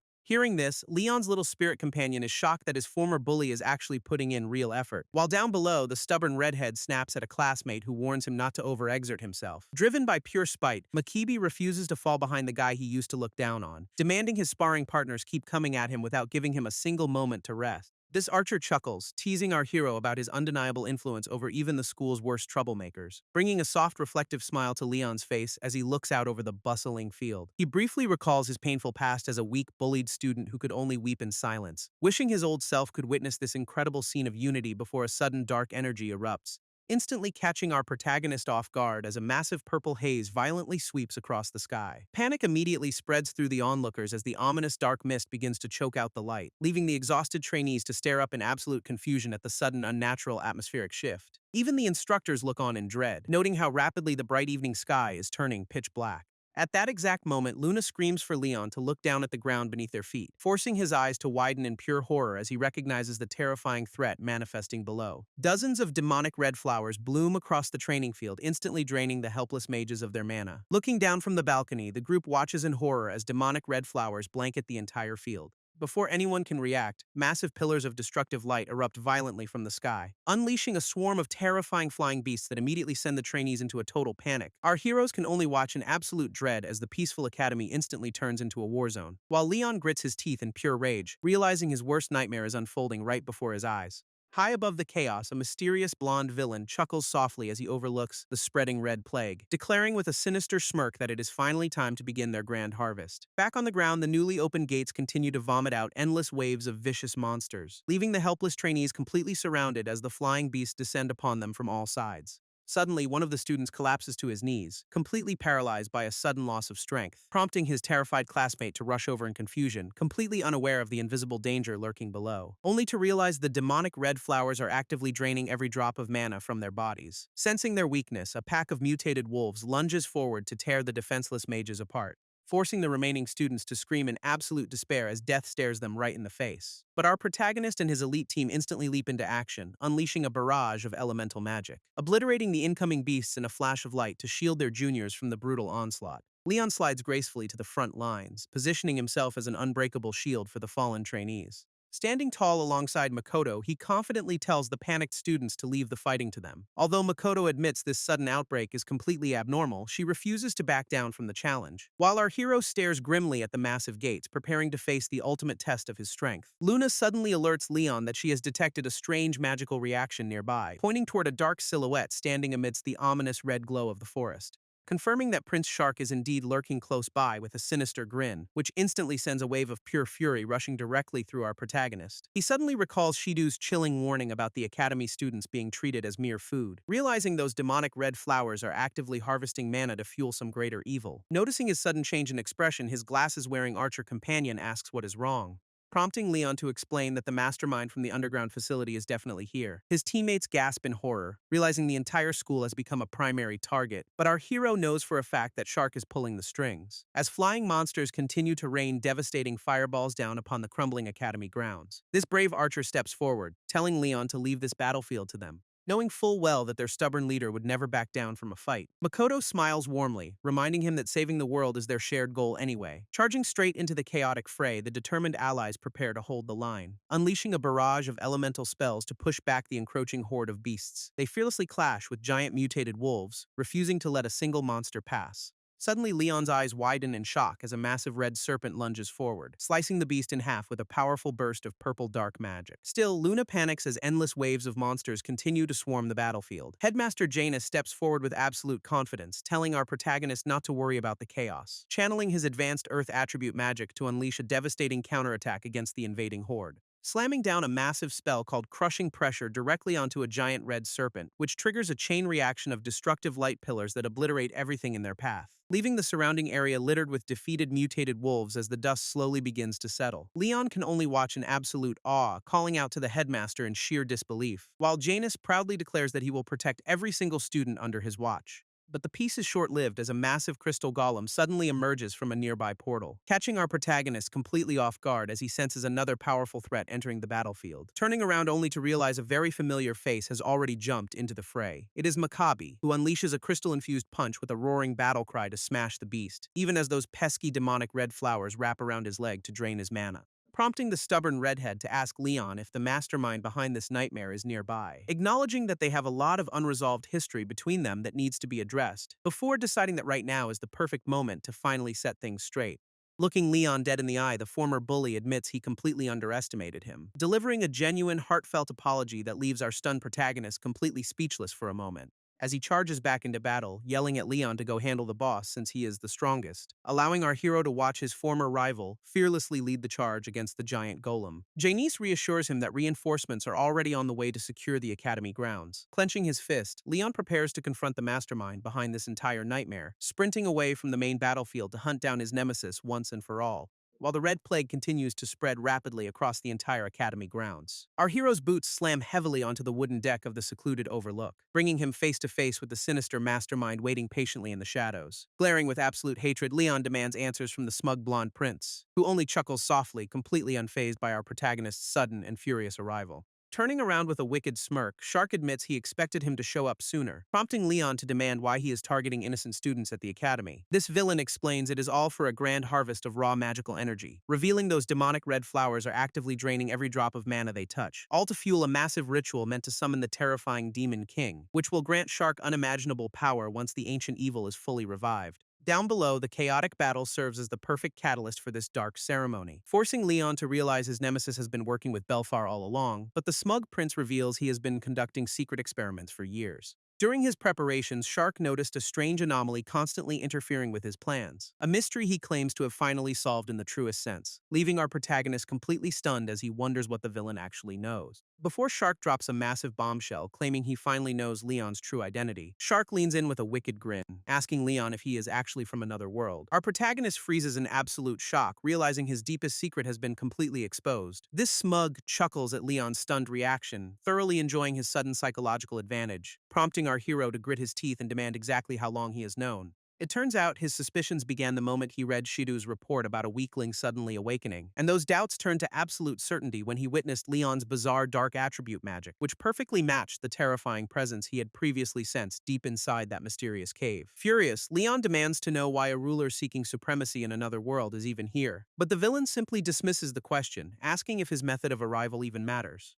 Sensing the intense hatred radiating from our hero, Shark eagerly invites him to start their battle, mockingly asking if it would excite him more if he slaughtered the helpless academy students first. This final threat pushes our protagonist over the edge, his face darkening with pure, unbridled rage, summoning his massive purple scythe as he coldly accepts the challenge to end this nightmare, promising to drag the arrogant prince straight to hell as he prepares to strike. This villain merely giggles at the display of spirit, completely unfazed by the sudden surge of power, warning Leon not to get ahead of himself while channeling a bright golden energy. But our hero is already airborne, swinging his massive scythe down with devastating force, pouring every ounce of his fury into a single decisive strike to crush his nemesis. This dark slash collides violently with a golden magic circle, triggering a massive, blinding explosion. As the smoke clears, Leon gasps in disbelief, realizing his ultimate attack barely left a scratch. Shark smugly dismisses Leon's attack, claiming he has already seen this level of power before, and with a wicked grin, the prince declares that such tricks will never work on him. Suddenly, a massive beam of golden light erupts from his magic circle, blasting directly toward our hero, forcing Leon to block the devastating energy with his scythe while struggling to hold his ground.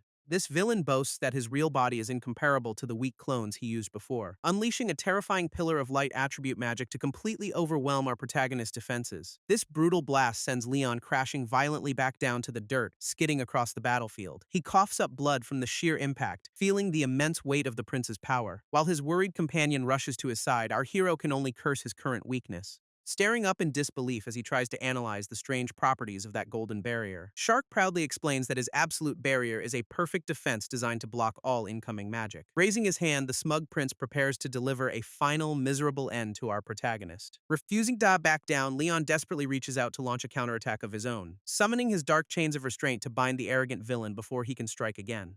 Unfortunately, the dark purple chains merely shatter against the glowing golden shield without leaving a scratch. Multiple barriers manifest around the prince, effortlessly deflecting every single link of Leon's binding spell. Our hero gasps in shock, realizing his dark magic is completely useless against this absolute defense, as Shark coldly reminds him that any further struggle is entirely pointless. Another devastating beam of golden light rains down from the sky to obliterate our defenseless protagonist. But Leon quickly summons his Mirror of Rejection to create a massive swirling shield of dark energy. Leon's Mirror of Rejection collides with the golden beam, but the energy suddenly starts to warp, leaving our protagonist in absolute shock as he realizes his opponent is using a reflection barrier, sending his own devastating dark magic hurtling right back toward him with double the force, triggering a massive explosion that completely engulfs the Overlook in a blinding flash of light. Emerging from the smoke, our battered hero barely manages to stand on his trembling legs, while the smug prince merely chuckles, mocking Leon for barely avoiding a fatal blow. Shark proudly boasts that no amount of dark magic can ever hope to pierce his defense, forcing our desperate protagonist to grit his teeth while frantically searching for a way out.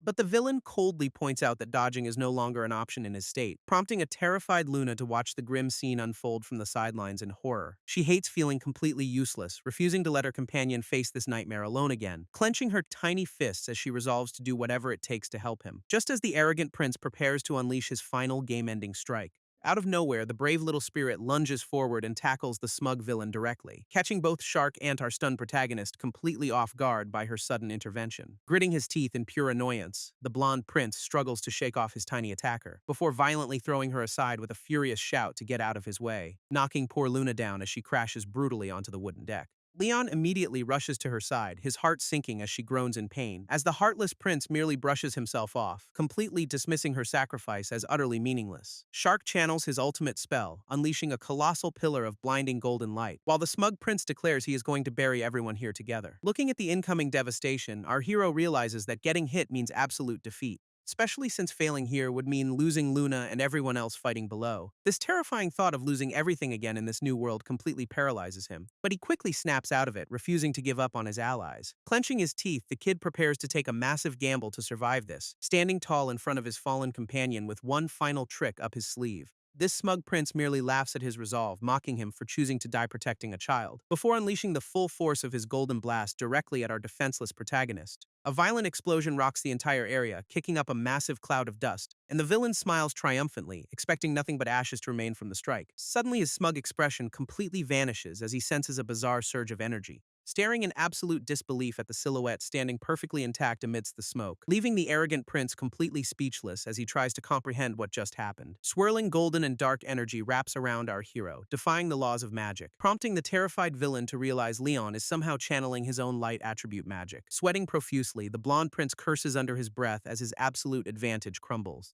wondering if this crazy kid actually managed to absorb his mana during that direct hit. While a dazed Luna looks up, realizing her companion has unlocked something even more terrifying. Shark realizes in horror that Leon has somehow fused the absorbed light with his own dark magic, while Luna watches in awe, remembering how her companion previously used dark magic to siphon mana, though doing it on this colossal scale requires an almost impossible level of precision. This massive golden beam is completely neutralized, swirling harmlessly around our hero's weapon, leaving the little spirit completely speechless at the sheer genius of his high-stakes gamble. Standing tall amidst the swirling energy, Leon coldly declares that his dangerous bet has officially paid off, telling the arrogant prince to prepare himself as a brand new power flares in his hand. But the villain merely scowls, refusing to believe this sudden turn of events changes anything. This villain desperately raises his hand to manifest his absolute golden barrier once again, only for our protagonist to instantly lunge forward and slash right through the glowing shield. Blood splatters as the smug prince gasps in sheer disbelief, his ultimate defense shattered, unable to comprehend how a mere human could pierce his supposedly perfect barrier. Leon calmly explains that his newly fused light attribute completely bypasses the shield's properties.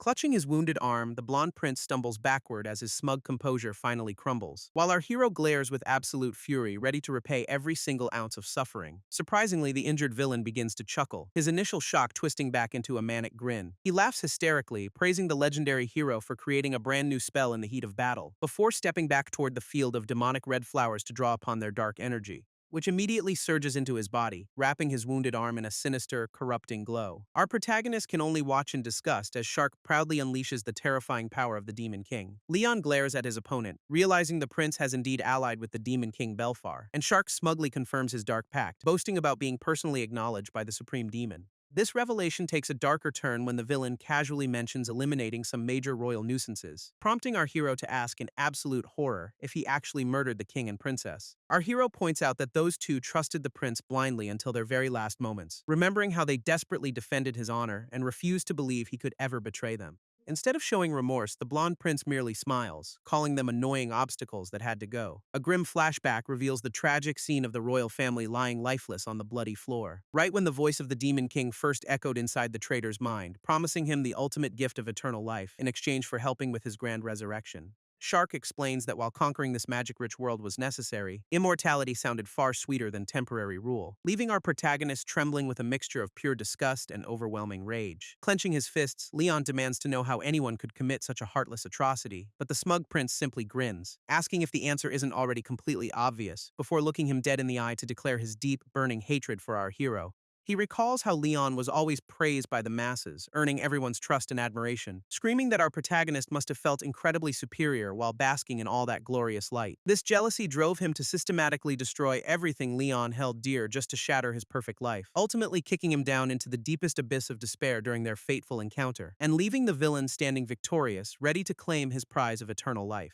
Shark laughs maniacally at his own twisted betrayal, but our hero refuses to let him speak further, channeling his dark aura as he warns the prince to stop dragging innocent people into his mess. Remembering all the brave souls who fought selflessly to protect this world from total destruction, recalling his loyal allies who risked everything while this traitor chased nothing but cheap, selfish power, and declaring that the villain's pathetic ambition can never match the true devotion of his friends. This sudden declaration catches the smug prince completely off guard, his arrogant smile instantly faltering, while Leon takes a heavy step forward, swearing to never let him steal another life again. Swirling both light and dark magic together, our hero prepares to end this nightmare once and for all. But the manic prince merely cackles, welcoming the challenge as demonic flames erupt around him. This villain unleashes a massive torrent of corrupt energy, screaming that he will cast Leon back into hell. Looking back at his injured companion, our protagonist calmly reassures her that everything will be fine, clenching his fist with absolute resolve as he promises to walk away from this battle victorious. High above the battlefield, the traitor summons a colossal sphere of fire to mark his new reign, sending the devastating sun-like blast hurtling downward to erase our hero from existence. Refusing to back down, Leon glares directly at the incoming doom with fierce determination in his eyes, launching his own massive vortex of fused magic to intercept the descending apocalyptic strike. These two colossal forces collide in a blinding explosion, tearing the very sky apart as they clash,